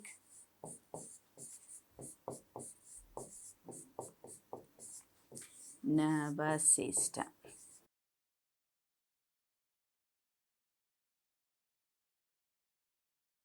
Now, if you look at the functions, if sympathetic nervous system, let's say, increases the size of your pupil. In the eye, you know the pupil is the pore through which the light enters into the eye. So, if the sympathetic nerve increases the size of the pupil, that is dilate the size of the pupil, the parasympathetic nervous system constricts it, makes it smaller. So, like that, all the functions, if one increases, the other one decreases. So, they function in an opposite manner. Sympathetic and parasympathetic show opposite functions, and all those are control of involuntary actions. So, if we look at more detail, now the sympathetic and parasympathetic nervous systems cause opposite effects. What I explain now, opposite effects. The sympathetic system activates when a person is at emergency. If you look at this picture, say you see a snake or if there is fire burning, these are all situations where you are in an emergency. You have to respond quickly. So, in order to respond quickly, your body has to function together. Then it is done by the sympathetic nervous system. Now, here this situation is known as a fight situation. Fight. So, the body is ready to fight the danger or fight the situation, overcome that situation. At the same time, a person can respond depending on the situation by flight. We call this flight. Flight means you run away from that situation. So, either you can face it, overcome that situation, or you can run away from that situation. Same thing. When you see a snake, you can either run away or you can somehow overcome that by either hitting the snake. That depends on how you react. But if there is a fire, there you can't overcome the situation, you have to run away. So, there also it is flight. So, this all depends on the situation that you are facing, but normally we say fight or flight situation. That is an emergency. So, it causes fight or flight effects. That is the sympathetic nervous system. So, once you either fight or you run away from that situation, then you are in a comfortable, protected environment. Then your body has to get back to its normal state. That is where the parasympathetic nervous system comes to action. So, the changes that occur due to the activities of sympathetic system will be neutralized by the parasympathetic system. The sympathetic nervous system prepares you for an emergency situation, fight or flight. And the parasympathetic nervous system neutralizes all those effects. So now we will see how this happens.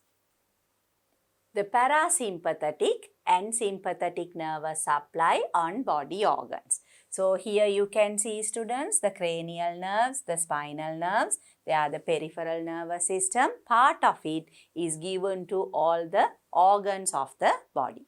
And as you know, the sympathetic nervous system prepares your body to fight or flight situation, whereas the parasympathetic nervous system brings the body back to the normal state. That is when you are relaxed after that dangerous situation or the emergency situation. So we'll see how these two functions or how the system functions in the opposite manner. So here if we consider this side as the parasympathetic nervous system,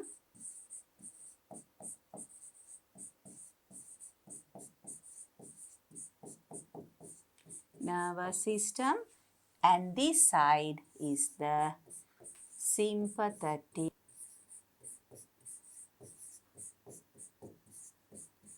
nervous system. So first we have the eye. Now if you are in an emergency situation, you should see everything around you very clearly. For that, the light has to enter your eyes. And how do they enter? Through the pupil of your eye. So here what happens is the size of the pupil increases. So enough light can enter into the body. So this one, size of pupil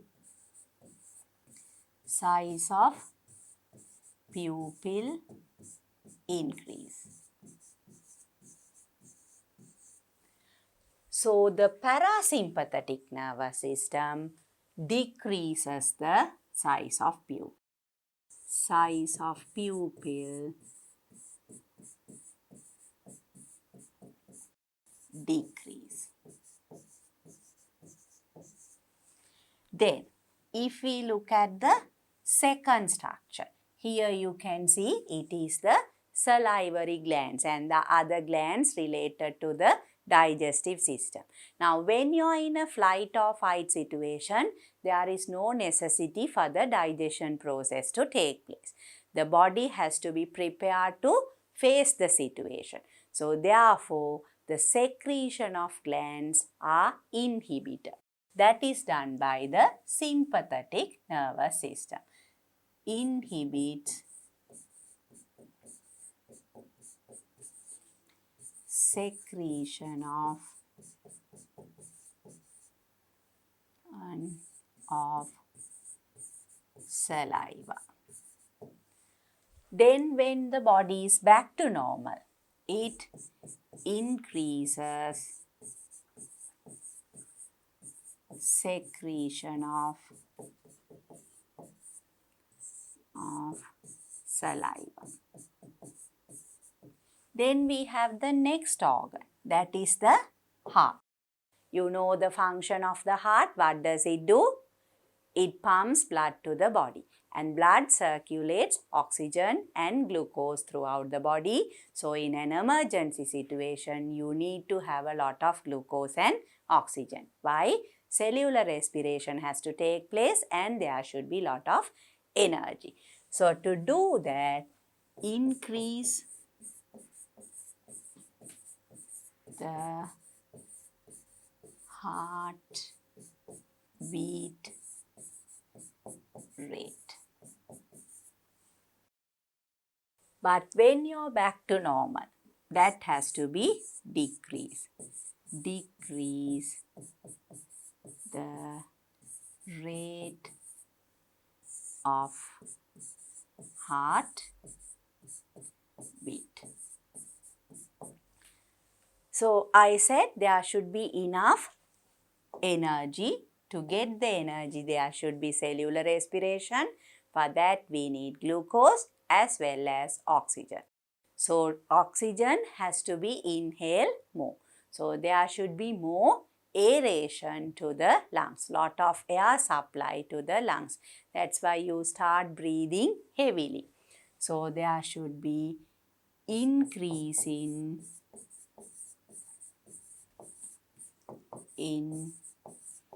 aeration to the lungs. Then what happens when you go back to rest? There should be decrease aeration to the lungs. So then you can see here the stomach, the small intestines, the large intestine, all parts of the digestive system. So what should happen to the digestive system? The peristaltic movement. That is how food moves from the buccal cavity to the rest of the digestive tract. So the peristalsis will be inhibited. So here the next one is to inhibit peristalsis.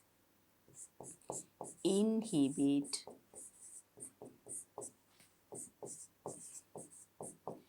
peristalsis of the digestive system.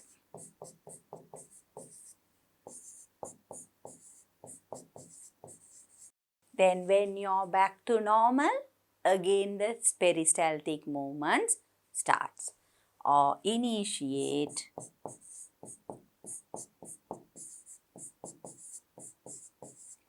peristalsis. So that is how the sympathetic and parasympathetic nervous system functions. So the size of the pupil increases, inhibits the secretion of saliva, increases the rate of heartbeat, increase aeration to the lungs, and inhibits the peristalsis in the digestive system. So all that is done by the sympathetic nervous system. Then on the other hand, when you have overcome the emergency situation, when your body is trying to relax again, the parasympathetic nervous system decreases the size of pupil, increases the secretion of saliva, decreases the heartbeat rate, and decreases aeration to lungs, and also it again initiates peristalsis. So the body is back to normal. That is how the sympathetic and parasympathetic nervous systems function. So far students, we started off with the nervous system, the nervous coordination and homeostasis. So under that, we discussed the part of the nervous system, then the central nervous system, the brain, parts of the brain and the functions, then the spinal cord and the reflex action and reflex arc. Now we have discussed the part of the peripheral nervous system, that is the autonomous nervous system, that acts during emergency situations, the sympathetic nervous system, and then when the body is getting back to normal, the parasympathetic nervous system. So with that, we have finished the discussion on nervous coordination. You can remember there are two types of coordination. One is nervous coordination, the other one is chemical coordination. And what part of the body carries out the chemical coordination? The endocrine system. So now we are going to discuss the endocrine system. So chemical coordination. So students, you can remember we discussed that there are two types of coordination. So far we discussed the nervous coordination carried out by the nervous system. So this is the second type of coordination, chemical coordination. And what is the system related to that? The endocrine system. So the nervous system and endocrine systems are independent or different systems, but they function together or they are interconnected because of their function. So if we look at what chemical coordination is, chemical coordination is also important as nervous coordination to the survival of organisms. So you all know coordination is a process that's very important for the survival of organisms. Hormones. So here this is the substance that is going to carry out the coordination process. Hormones secreted by endocrine glands are used in chemical coordination. That is what we are going to discuss now. Endocrine glands or ductless glands. So this is an important term, ductless gland, right?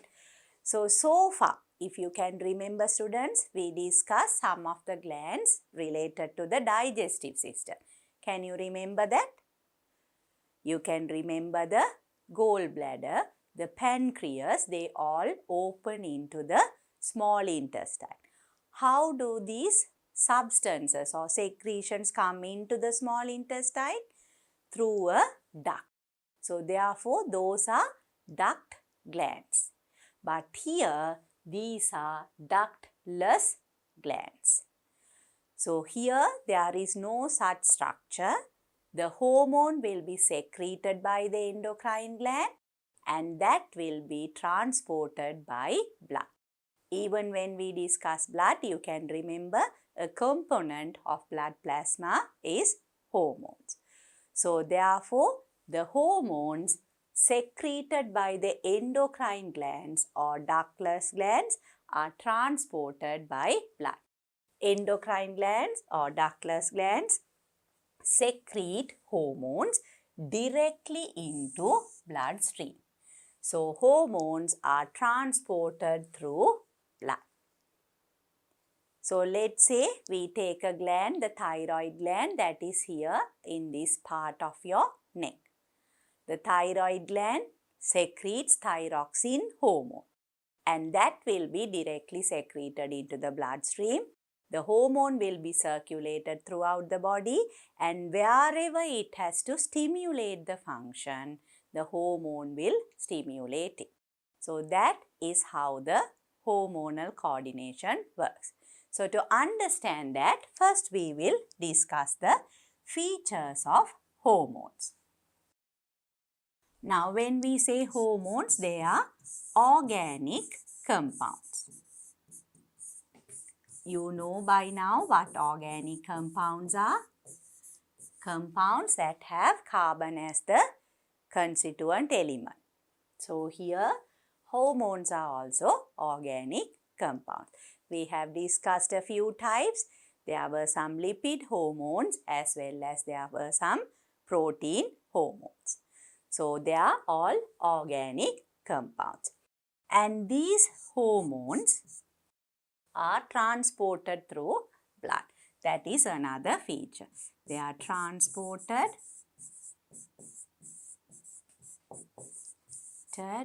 through blood.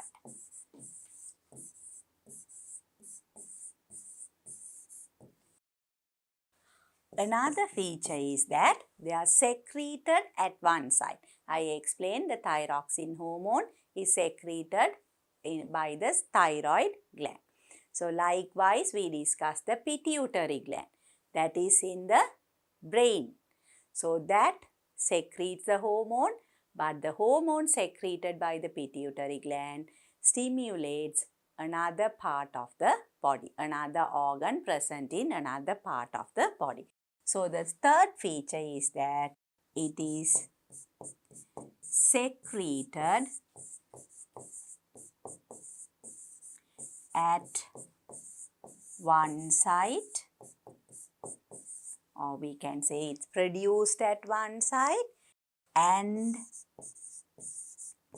it acts at a different site. So an organic compound secreted into the bloodstream and transported through blood. Therefore, it's produced at one site and it acts at the different site. And here, when we say it acts at a different site, it actually stimulates the function. For example, if you can remember, we discussed with the digestive system. After digestion, when the digested products are absorbed, there will be high amount of glucose in blood. So there what happens inside the liver, glucose is converted to glycogen. So for that, there is a hormone, you know that, insulin. So there, insulin stimulates this function. It stimulates the liver so that the glucose can be converted to glycogen. So here, that is the next feature. Stimulates the target organ. Target organ or target cell. So the target organ of insulin is liver. But insulin is produced by pancreas. So produced and secreted at one site and it acts at a different site, and there it stimulates the liver to convert glucose to glycogen. So that is how hormones function. And for this to happen, a very small amount of hormone is enough. So a small amount of hormone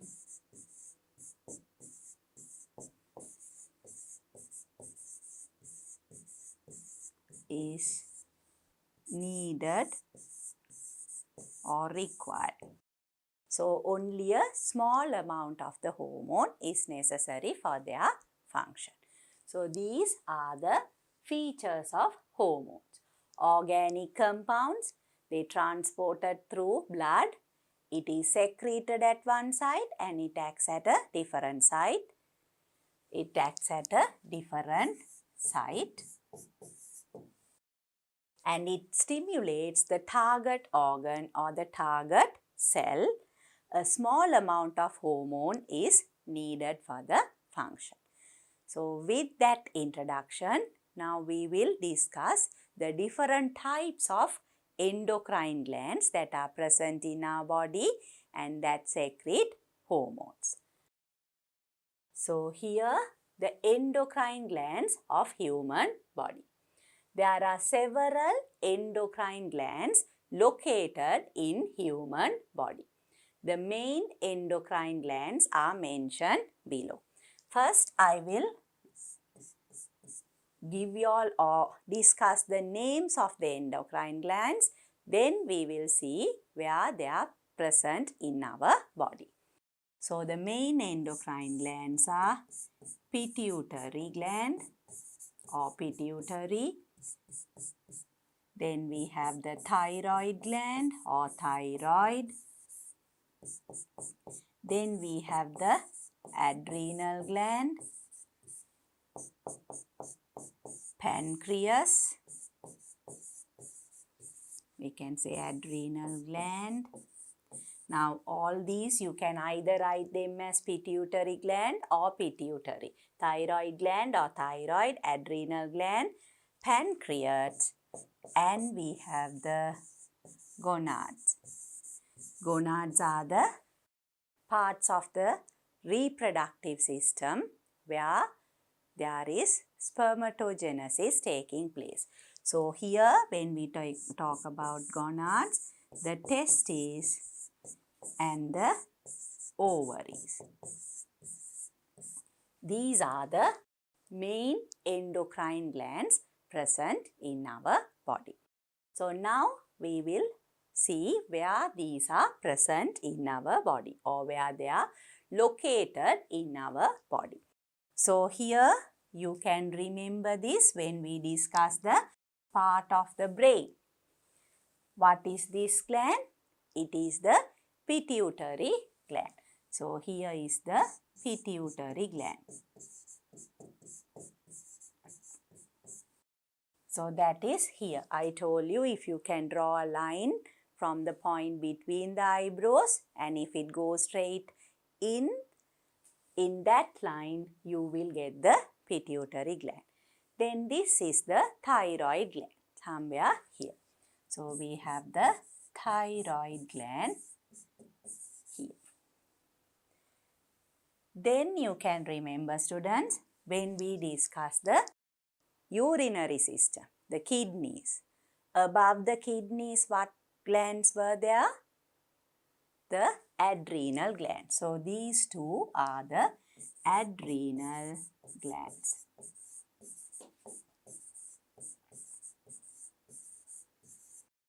Then here you can see the leaf-like structure that was present in the digestive system. That is the pancreas. And these, you know, are the kidneys. So we get the adrenal glands above the kidneys. Then in a female, we have the ovaries here with the reproductive system. And in males, there is the testes. The testes. So those are the gonads. So here, pituitary gland, thyroid gland, adrenal glands, pancreas, kidney adrenal glands are endocrine glands, and they are above the kidneys, ovaries and testes, what we call as the gonads. So those are the main endocrine glands present in our body. You know what hormones are? They are organic substances. So for example, if you take the pituitary gland, that is present in the brain. So pituitary gland secretes a hormone called the growth hormone, and that is secreted into blood. It is transported throughout the blood and it stimulates the growth of the body. From the name you can understand. So here it is produced by the and secreted by the pituitary gland, whereas the target organs are present throughout the body. It is stimulating the growth of the body, elongation of the bones. So there the target organs are different, and only a small amount of the hormone is enough for the function. So with that, now we will see how these different hormones participate in the coordination process. Several hormones secreted by endocrine glands of human. So here you can see there we have a table here, and in this table you can see the different glands, the location of gland and the hormone secreted by it, and the utility, the function of the hormone, or how it is utilized by the body, or how it is useful to the body. So if we take the first gland, that is the pituitary gland. Pituitary gland is below the hypothalamus in the cerebrum. I am sure you can remember the structure of the cerebrum, the main larger part of the brain, and it is below the hypothalamus that is present in the brain. So what is the hormone secreted by the pituitary? I mentioned it to all. It is the growth hormone. Sometimes it's abbreviated as GH also, growth hormone. And here it increases protein synthesis. I told you all, overall the function of the growth hormone is to stimulate the growth of the body. So to do that, it increases protein synthesis. And you all know where protein synthesis takes place in cells, in the ribosomes. So it increases protein synthesis, growth of ordinary body tissues. So the tissues are the target organs. The growth of the tissues and growth of long bones. So those are the target cells, and that is how the growth hormone stimulates these functions. Then we have the second gland, that is the thyroid gland. Thyroid or the thyroid gland. Now this is posterior to tracheal and dorsal part of neck. Posterior means behind and dorsal part means either the above part, if it is a four-legged animal, the upper part of the body or the back of the body. So if you take the trachea, that is at this part, the thyroid gland is behind the trachea, posterior to tracheal and dorsal part of the neck. So that is the position of the thyroid hormone. You can remember this. We discussed this in grade 10. What is the element needed for the proper function of thyroid hormone? The mineral iodine.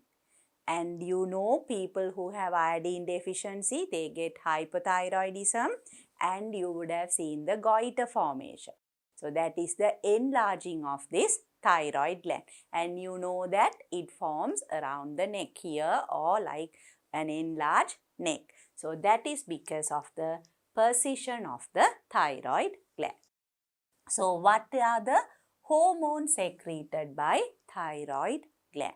There are two hormones that you need to know. Even the pituitary secretes more hormones, but we will be only discussing the growth hormone. But the thyroid gland produces calcitonin. Calcitonin, from the name you can remember it is related to calcium. Reduce calcium level in blood. If there is too much of calcium, higher amount of calcium in body, this calcitonin is secreted by thyroid gland, and that helps to decrease the or reduce the calcium level in blood. That is one hormone. The other hormone is thyroxine. Thyroxine. It controls metabolic rate. That is why it is very important for the function of the body. So when we don't have enough thyroxine, the metabolic rate changes. It can be either too much or not enough. So both conditions are not good for the body. So thyroxine control metabolic rate. So then we have the third endocrine gland, that is the pancreas. Now students, you are very much familiar with this pancreas. What can you remember? Pancreas is part of the digestive system. It is like a leaf-like structure, and there it produces pancreatic juice. So that juice is secreted into the ducts. So therefore we call them as exocrine glands. But here you know this acts as an endocrine gland. So that is the only gland that you need to remember that acts as the exocrine as well as endocrine gland, or as part of the digestive system and as an endocrine gland. So that is something you already know, but you have to remember that. So it is present in the bend of duodenum between stomach and large intestine. We saw that in the diagram. You saw the structure. This is behind the liver as well as at the bend of the. Now you get the C-shaped duodenum there, and the pancreas is between the bend of it and between the stomach and the large intestine. That is the position of the pancreas. So the hormones that are secreted by pancreas. Again, in the pancreas, we will discuss a little later, there are parts of the pancreas called the islets of Langerhans. And these islets of Langerhans have two types of cells, and those two types of cells produce two different hormones. One is insulin, the other one is glucagon. So here insulin is needed to convert glucose into glycogen. So insulin is what is needed to convert glucose to glycogen. That is when the level of glucose is high in blood. But if there is not enough glucose in blood, the glycogen gets converted back to glucose. And that is stimulated by glucagon hormone. So, insulin and glucagon are the two hormones. Remember students, it's converting glycogen to glucose. But the name of the hormone is glucagon. So, those are the first three endocrine glands that you need to know. With that, I will move on to the next one. On the surface of the kidneys, what is that endocrine gland? It is the adrenal gland. So, there it is the adrenal gland.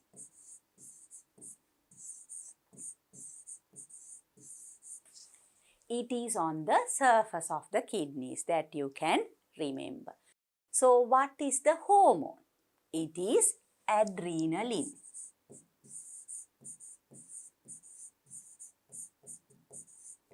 And this adrenaline prepare body to activate in an emergency. So, when there is a fight or flight situation, adrenal hormone is secreted in our body so that our body is prepared for that emergency situation. Now, just recall what we have discussed before. What part of the nervous system is related to this same activity? I am sure you know the answer. The sympathetic nervous system, that is part of the autonomous nervous system. That also acts in a situation where there is emergency, fight or flight. So here you can understand the interconnection between the nervous coordination and the endocrine glands or the chemical coordination. There are two different systems, but they are interconnected. So the adrenaline hormone as well as the sympathetic nervous system act together in order to prepare the body for an emergency situation. Then if we go to the next type of gland, that is outside the abdominal region in testes. So you know what that gland is. So this is the testis. Testis. And the testis is found outside the abdominal region in testis sac, or what we call as the scrotum. You all know the reason why the sperms cannot survive in the body temperature of man. So because of that, it is kept in outside the body in a sac that is called the scrotum or the testis sac. And what is the hormone produced? It's testosterone. So here the hormone produced is testosterone. And this stimulates the development of secondary sexual characteristics in boys, and it induces spermatogenesis. I am sure you all know very well what adolescence and secondary sexual characteristics are. And the hormone testosterone is needed for the development of those characters. And it induces spermatogenesis. Spermatogenesis means the production of sperms inside the seminiferous tubules of the testes. So it's produced by the testes, and here it acts throughout the body as well as the testes itself. Then we have the last type of gland. That is a gonad as well, and that is present in females. It is the ovaries. So the ovaries are present below the kidneys, and I'm sure you are familiar with that as well. You have learned how human reproduction takes place. Here there are two hormones. What are they? Estrogen and progesterone. So if we look at the functions of these two hormones, now the first function is development of secondary sexual characteristics in girls. That is carried out by estrogen. And the other one, maintenance of pregnancy and menstrual cycle. This is done by progesterone.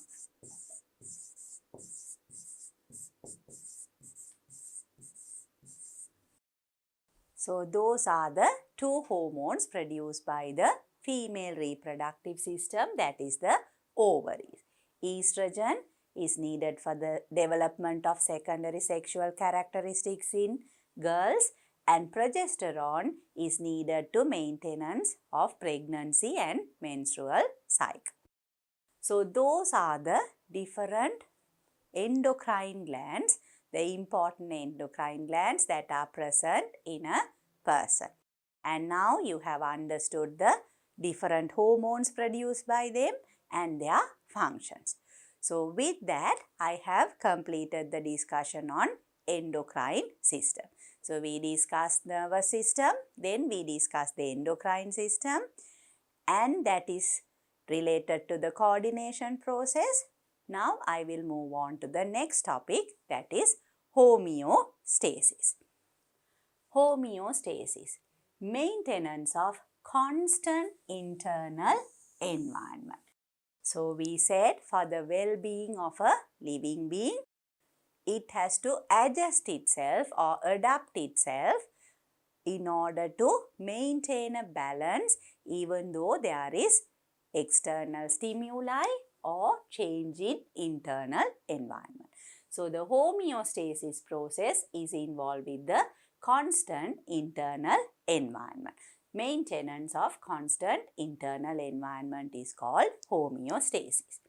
The internal environment is the immediate surrounding of the cell, which provides medium for the cell to survive. You can remember this, we will discuss. There are the cells of the organs, and around the cells there is the tissue fluid, and even around the tissues there is the tissue fluid. You know what tissue fluid is? Blood without the blood cells as well as blood proteins or plasma proteins. So the tissue fluid around cells, the plasma around blood cells, and also lymph. The tissue fluid, when it flows through the lymph vessels, we call it the lymph. So these are the internal environment of man. Internal environment of man. And the internal environment is the immediate surrounding of the cell, which provides medium for the cell to survive. So if there is a balance in this internal environment, then only the cells can survive, they can function properly, and because of that the organs of the body will function properly and the full body will be healthy and also it will function properly. So to do that, there is the homeostasis process, and now we will discuss. So when internal environment is constant, the conditions inside cells is also constant. So the internal environment is constant, the conditions inside the cell is also constant.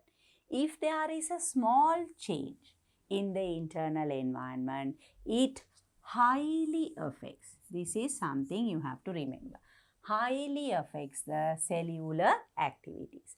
Therefore, the internal environment should be stable or change within a narrow range. So, the internal environment has to be either stable or change within a narrow range. That is also important, which can be tolerated by the cells. If not, automatic control system will become active with the feedback mechanism. Now, I will explain this process. Let's say, what are we? We are mammals. What do we call? We are known as warm-blooded animals. All the mammals are warm-blooded animals. So, I will explain this process. Now, if we take the body temperature, our body temperature is constant. It has to be 37 degrees Celsius. That is why we are warm-blooded animals. But you know that it can vary within a small range. It can vary between 36 degrees Celsius and 37.5 degrees Celsius. So, that is a very narrow range. If it is below 36 degrees also, the organs of our body cannot function properly. Above 37.5 also, there are complications to the cellular activities. So, what happens is our body automatically generates a feedback mechanism, and that process is what we call as homeostasis. So, like that, there are certain factors of our body that have to be regulated, and that process is known as the homeostasis. So, these factors are in the internal environment. The factors in the internal environment that has to be regulated. There are three main factors. One is the blood glucose level. We have discussed this before also with the digestion process. As the food digests carbohydrates, they produce glucose as the end product, one of the end products, and this glucose increases in blood. So, immediately what happens? Inside the liver, glucose is converted to glycogen. And for that, what is the hormone? You all can remember, it is insulin.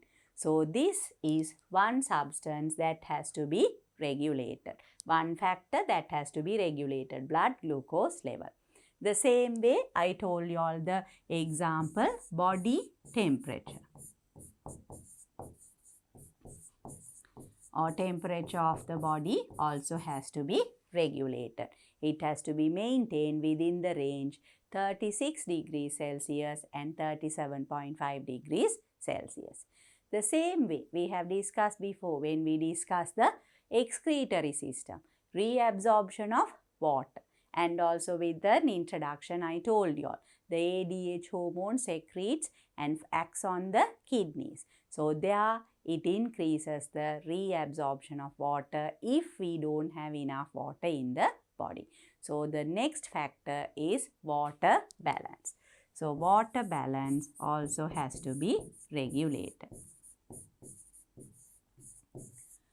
So, blood glucose level, body temperature and water balance are the factors of the internal environment that need to be regulated during the process of homeostasis.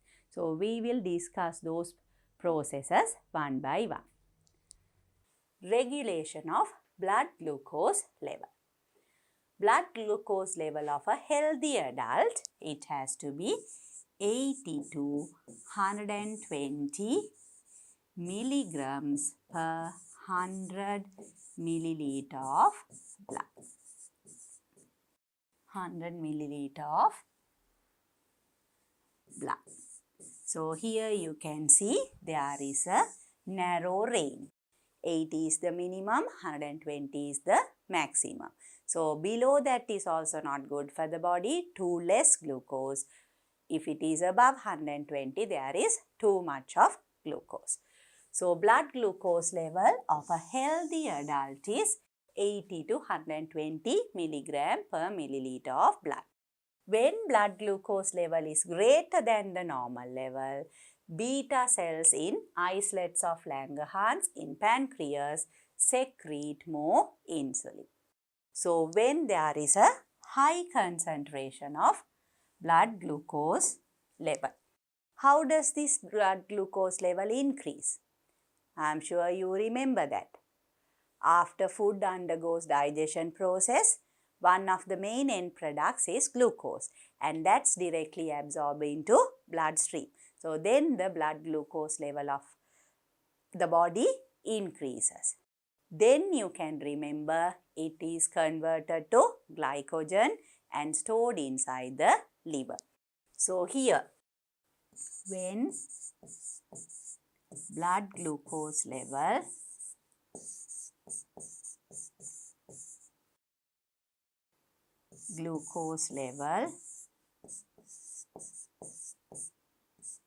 is high.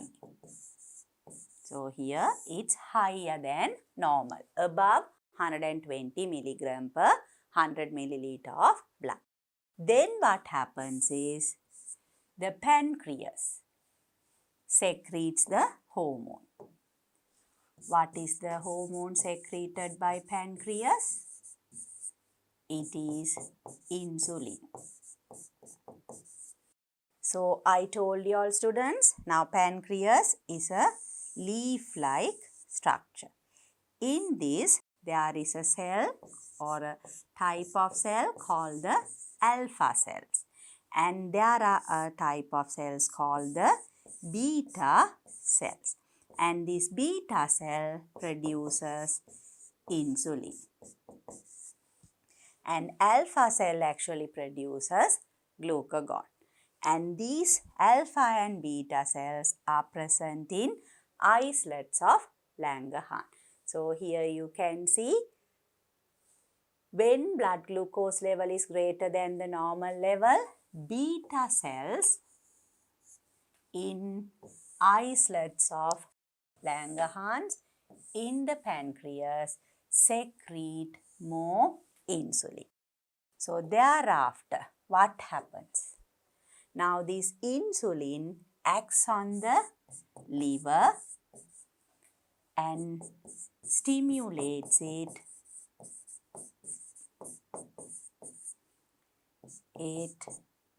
to convert glucose to glycogen.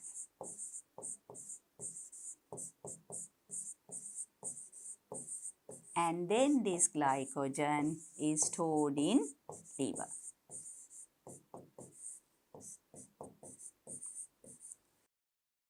So this hormone converts glucose into glycogen and then glycogen stored in liver. So here what they mean is the hormone insulin stimulates the liver to convert the glucose to glycogen. You can remember the features of hormone. They stimulate the target organ or the target cell. So here the target cell is the liver and the endocrine gland is the pancreas. Produced at one side, acts at a different side and it stimulates that target organ. So this is what happens when there is too much of glucose in blood. This is after you have a heavy meal or a meal that contains lot of starchy food or meal that contains glucose. And if there is excess glucose, this process will happen. At the same time, the blood glucose level can decrease. So when blood glucose level is less than the normal, that is when a person is starving. So here when blood glucose level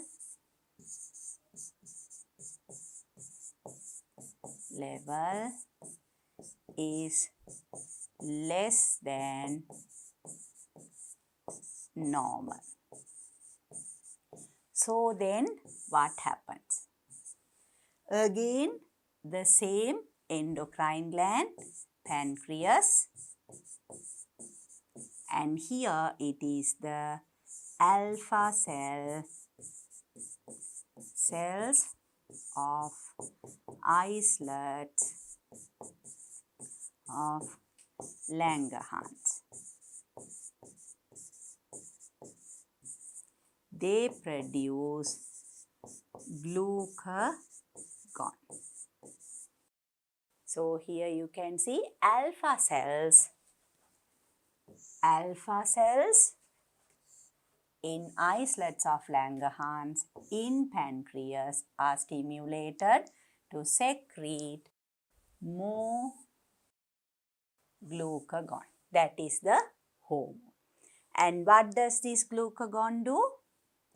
It stimulates the liver.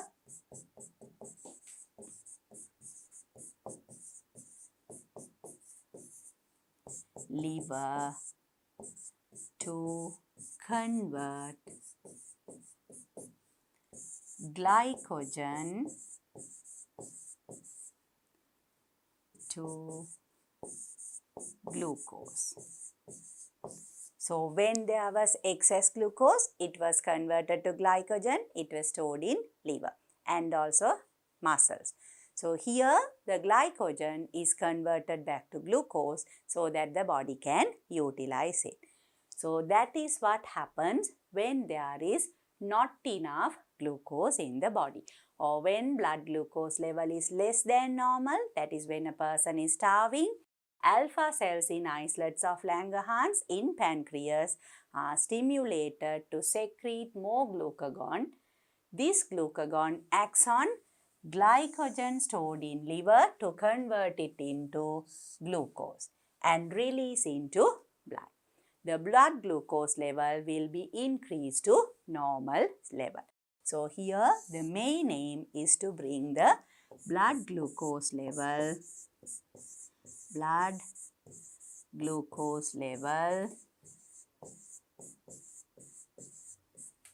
becomes normal.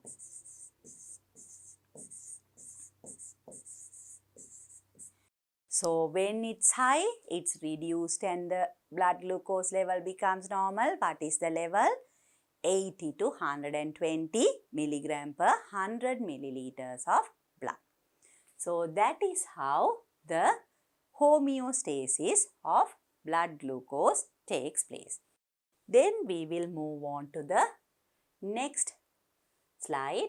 Due to the activities of insulin and glucagon, blood glucose level is regulated. So insulin and glucagon. You can remember again, students. Recall what we just discussed. The pancreas, there are islets of Langerhans. In that there are two types of cells, alpha cells and beta cells. Alpha produces glucagon. Beta cells produce insulin. And these two contribute to regulate the blood glucose level due to absence of beta cells. Now, if there are no beta cells in the pancreas, or else if the secretion of insulin is less, then that condition is known as diabetes. So here there is glucose level of blood is high, but it will not be converted to glycogen. Normally it should be converted to glycogen. Here this doesn't happen. Why? No insulin production,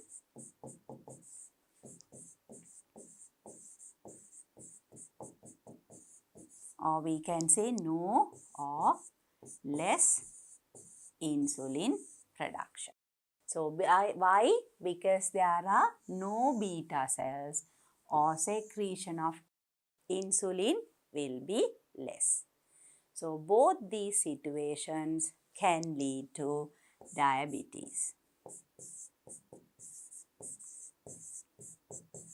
So that is why when a person has diabetes, they need to check the blood glucose level in order to identify and know what the extent of the disease is. So therefore, students, you can understand if these hormones, they are produced in very small amounts, but if they are not there, if they are absent or they are not enough, even that small amount is not present in the body, it can lead to diseases and it can disrupt the proper function of our body. With that, I will move on to the next process, regulation of body temperature. I am sure you can remember when you see this diagram, what is the part of our body that regulates temperature? It is the hypothalamus. So here you can see this is the hypothalamus region. That is the part of the brain that acts as the temperature regulation site. So human is a homeothermic organism. You know the meaning of homeothermic. They are warm-blooded animals. Birds and mammals are warm-blooded. That means their body temperature has to be maintained at a certain value. What is the normal body temperature of a healthy person? It has to be 37 degrees Celsius, but it can vary between 36 to 37.5 degrees Celsius. So here, human is a homeothermic organism. Homeothermic means maintenance of constant body temperature irrespective to the fluctuations of temperature in the environment. So how does the environment temperature fluctuate? It can become more hot or it can become cold. So but still the body temperature has to be maintained. Normal body temperature of human is 37 degrees Celsius, but it can vary from 36 degrees to 37.5 degrees Celsius. And the thermoregulatory center of the human is present in the hypothalamus of the brain. So that is what I have shown here. So this center identifies or detects the change in temperature. Due to the change in the environmental temperature, now say when it becomes too hot, your body also tends to become hot. Then that has to be reduced. If the outside is very cold, then your body loses heat and the temperature tends to decrease. Then it has to be raised to the normal value. So we will discuss how this takes place. So when the environmental temperature drops, to avoid the decrease of body temperature, the hypothalamus stimulates and carries out the activities. So this is what the hypothalamus is going to do. So here the environment temperature drops. The environment is cold. So then what happens is the body temperature also tends to decrease. So to prevent that, the hypothalamus of the body, you know, is the center that receives information related to change in temperature. So the hypothalamus stimulates and carries out the activities below. So their body wants to prevent heat loss. To do that, the first thing that happens is the blood capillaries contract. So here, blood capillaries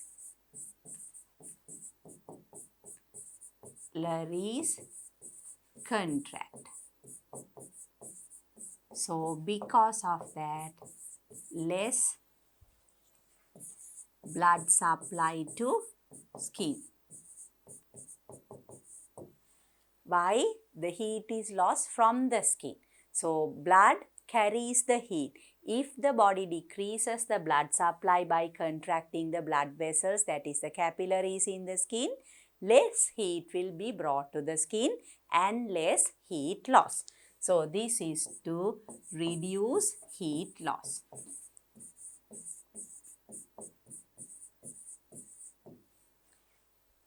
Then what happens? Normally when the body produces lot of sweat, sweat evaporates from the body, absorbing the heat from body. So here that has to be prevented. So therefore the sweat glands stop producing sweat or reduces the production of sweat. So, production of sweat,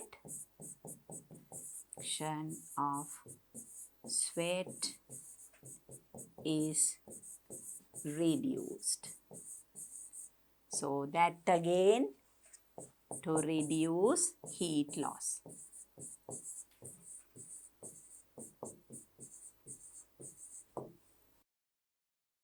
Then what happens? In addition to this, there is hair in your body. The skin has hair. So, this hair becomes erect.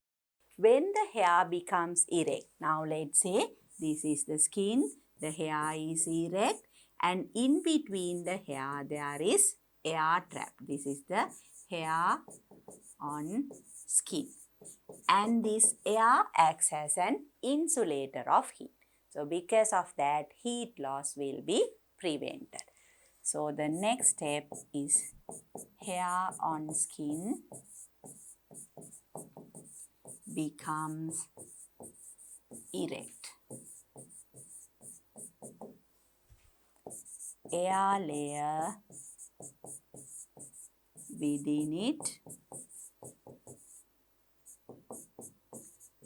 acts as insulator of heat.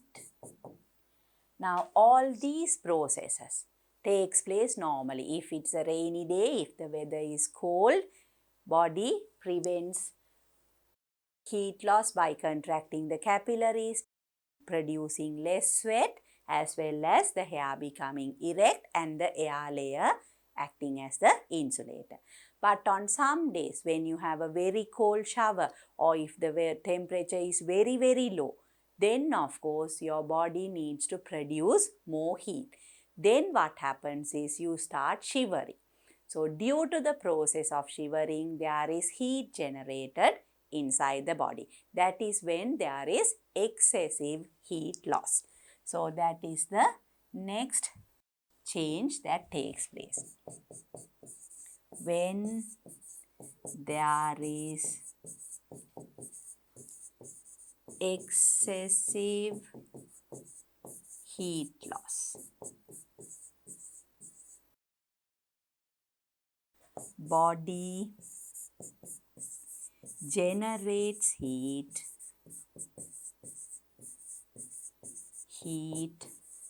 by shivering. So, these are the processes by which the body tries to bring back the body temperature to normal. That is between 36 and 37.5 degrees Celsius. So, you have to remember all these changes that are carried out by the hypothalamus.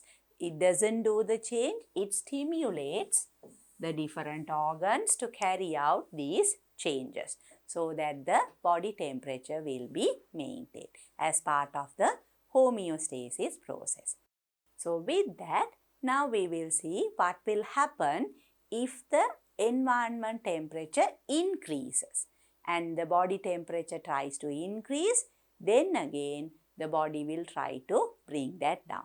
We will see how that happens. So, when temperature of the environment increases, so when the environment becomes hot, you know, in different places like our country, the environment temperature can become very hot.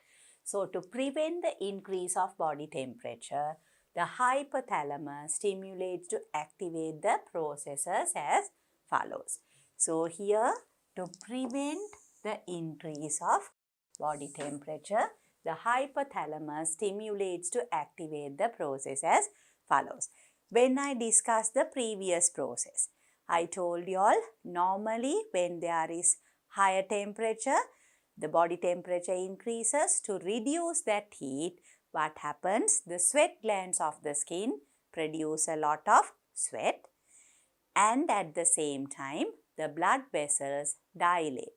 The capillaries dilate and there is lot of blood supply to the skin and with that the heat is brought to the surface of the skin. And when the sweat from the skin evaporates off, the lot of heat is absorbed from the skin. So by doing that, the amount of heat in the body can be decreased. So that helps to decrease the temperature of the body and bring it back to balance. So the processes that take place here are the dilation of blood capillaries,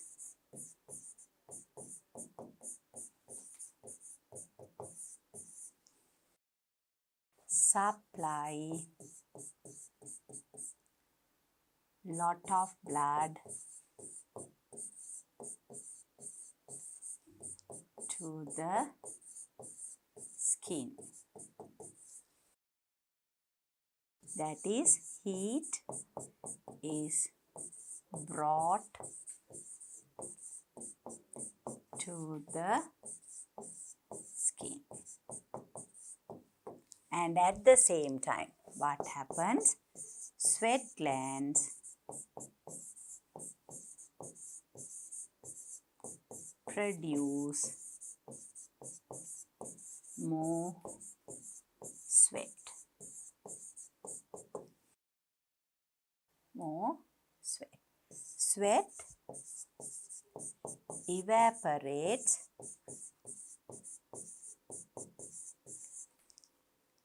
by absorption of the heat. Therefore, the body temperature is regulated. So, by doing these two processes, the body temperature is regulated. So, two processes. When the environment temperature decreases, body temperature tends to decrease, and we discuss the processes that increase the body temperature back to normal. Here, the environment temperature increases, so the body temperature also tends to increase. So, then you know what happens here. So, you can remember this from experience when you live in a cold environment, or from a hot environment when you go to a cold environment, that is a very cold place, and if you are there for a long time, then you feel like eating more.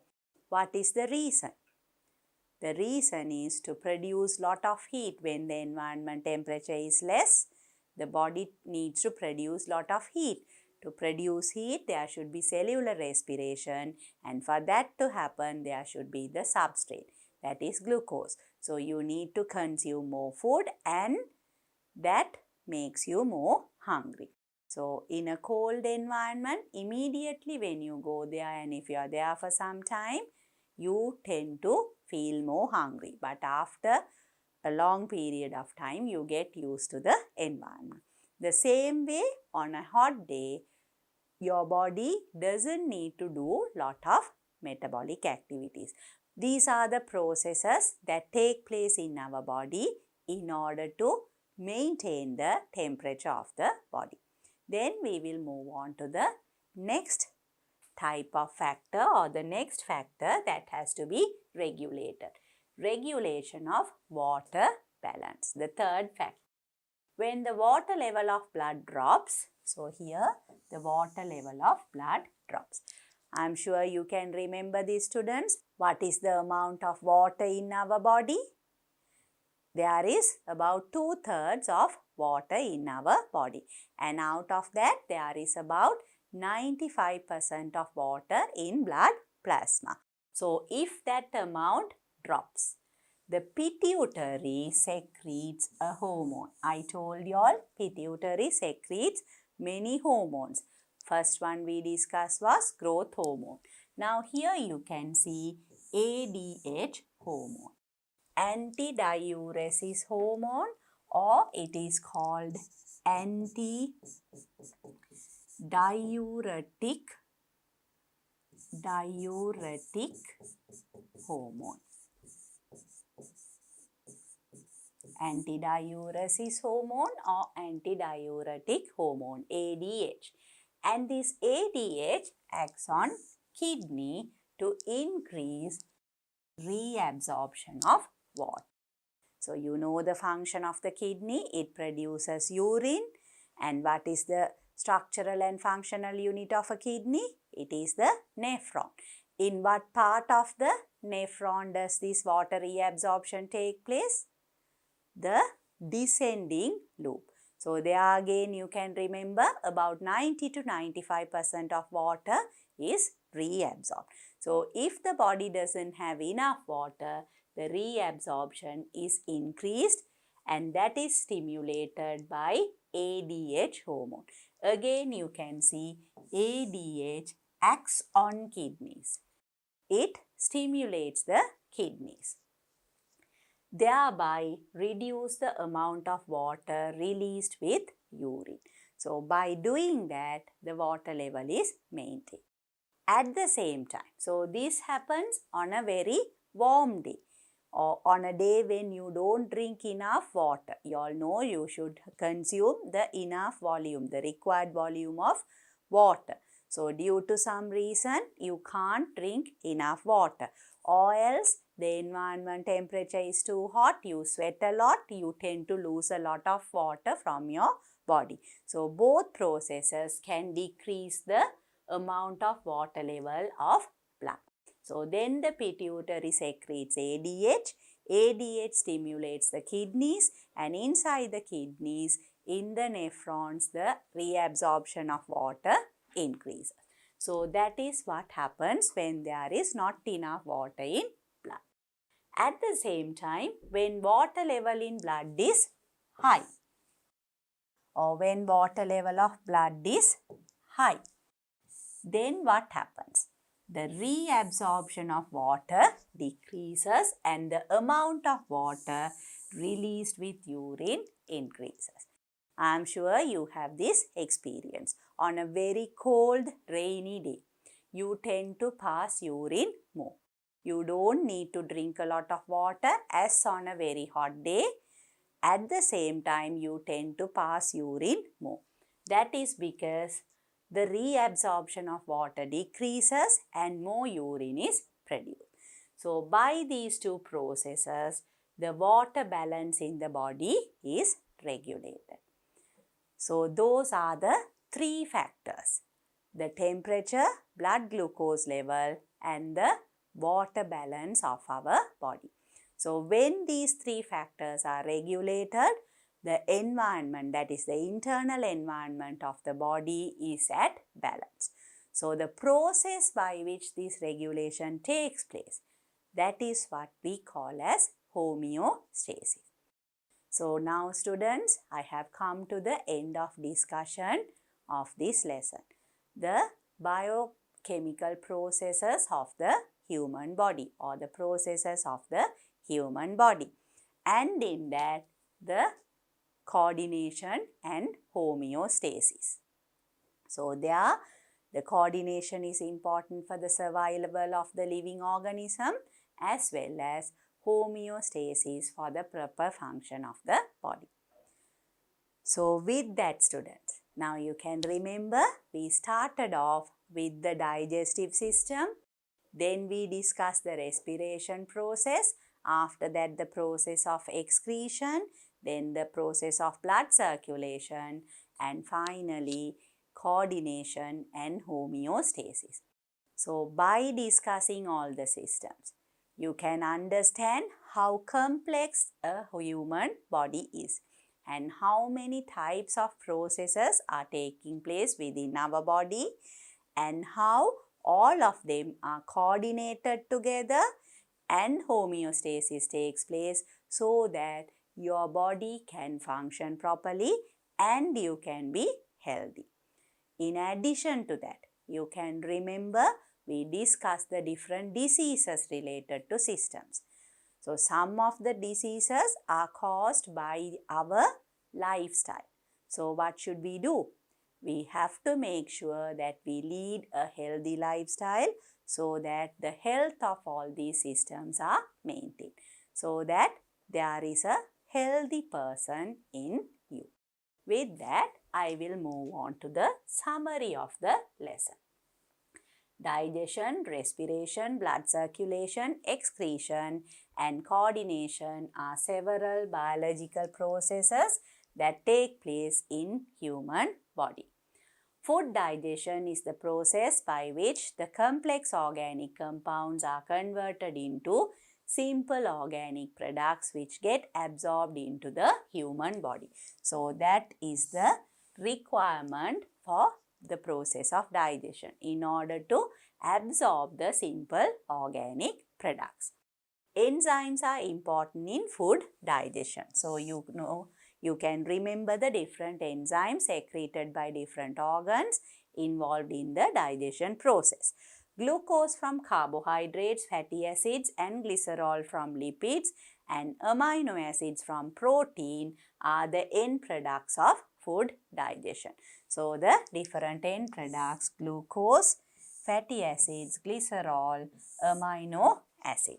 Bile helps to emulsify lipid digestion. That is the function of bile. Several medicine, vitamins, alcohol and glucose are some of the materials absorbed directly into blood without digestion. Then respiration. Respiration is the process of oxidation of simple foods within living cells. And respiratory system involves in taking oxygen into lungs, that is the gas exchange between the lungs and the external environment, and release of gaseous waste products out of lungs. You can remember we need to absorb oxygen from air and give out or exhale carbon dioxide and water vapor. I will move on to the next one. Part of energy produced during anaerobic and aerobic respiration is lost as heat, and rest will be deposited in ATP as chemical energy. So I discussed this with you all. Heat that is necessary to maintain the homeostasis, temperature of the body. The heat produced during aerobic and anaerobic respiration can be or is used there. And also ATP contains chemical energy. Excretion is the removal of excretory products produced during metabolism. Kidneys, skin and lungs are the organs which carry out excretion of the human.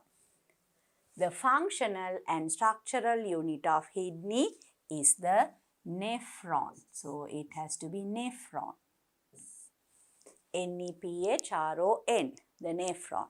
The excretory materials produced in nephrons is referred to as urine.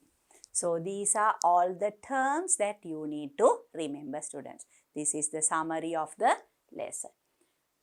Those are the main terms, but when you learn the lesson, you know there are many things that you need to remember. Urinary system is the anatomical system which involves in the production and removal of urine from the body. Circulating substances in the body and protecting the body from microorganisms are the function of the blood circulatory system. So here it was the urinary system and now here we have the blood circulatory system. Heart functions as a pumping machine of the blood circulatory system. So heart is the organ that pumps blood throughout the body. It is a double circulation which consists of the systemic and pulmonary circulation. So you know during the systemic circulation, blood is circulated throughout the organs of the body, and during the pulmonary circulation, deoxygenated blood is taken to the lungs where it gets oxygenated and the oxygenated blood is brought back to the lungs. The diastole, the systole and the intervening phases are the three major stages of cardiac cycle, and you can remember the ECG graph as well. Lymphatic system places where lymphatic vessels aggregate are called lymph nodes. So this is the next system, but it was related to the blood circulatory system. Germs that enter the body are destroyed within the lymph nodes, and you can remember the name of that process, phagocytosis. Maintaining proper balance between stimulus and response is called coordination. The nervous system and the endocrine system involved in maintaining coordination. That is what we discussed a little while ago. The structural unit of the nervous system is the neuron, whereas the functional unit of the nervous system is reflex arc. So, two different units. Structural unit is neuron, and you know there are three types of neurons, and the reflex arc is the functional unit.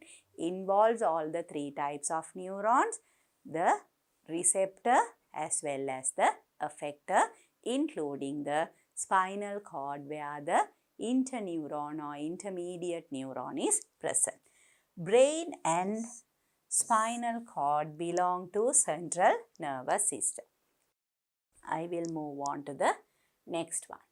Reflex arc consists of motor neuron, sensory neuron and interneuron. The three types of neurons present in our body, and you should know to identify those three neurons.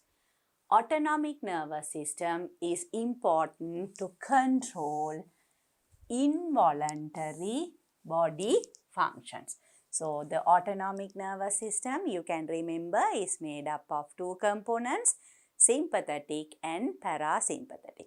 So, here it is involved in involuntary body functions. Autonomic nervous system is organized to control opposite actions via sympathetic and parasympathetic nervous systems. Hormones which are secreted to the blood from the glands regulate chemical coordination of the body. So, that is chemical coordination. Homeostasis, the next one, is the maintenance of a constant internal environment free from the changes in the external environment. So, the environment in which we live in changes continuously, but our body cannot change drastically. There can be a small change, there can be a small variation, but within the range. Glucose level has to be between 80 and 120 milligrams per 100 milliliter of blood. The body temperature has to be between 36 and 37.5 degrees Celsius. So, that is how the body temperature has to be maintained. So, regulating blood glucose, body temperature and water balance is important in homeostasis. So, that is the summary of the lesson. And with that, I have come to the end of this lesson. The processes or biological processes of the human body. And as I always tell you, just by listening to the discussion once is not enough. You have to understand the lesson well. After you do that, you can read your textbook again.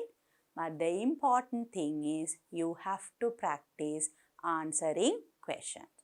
That is what we will be doing after this.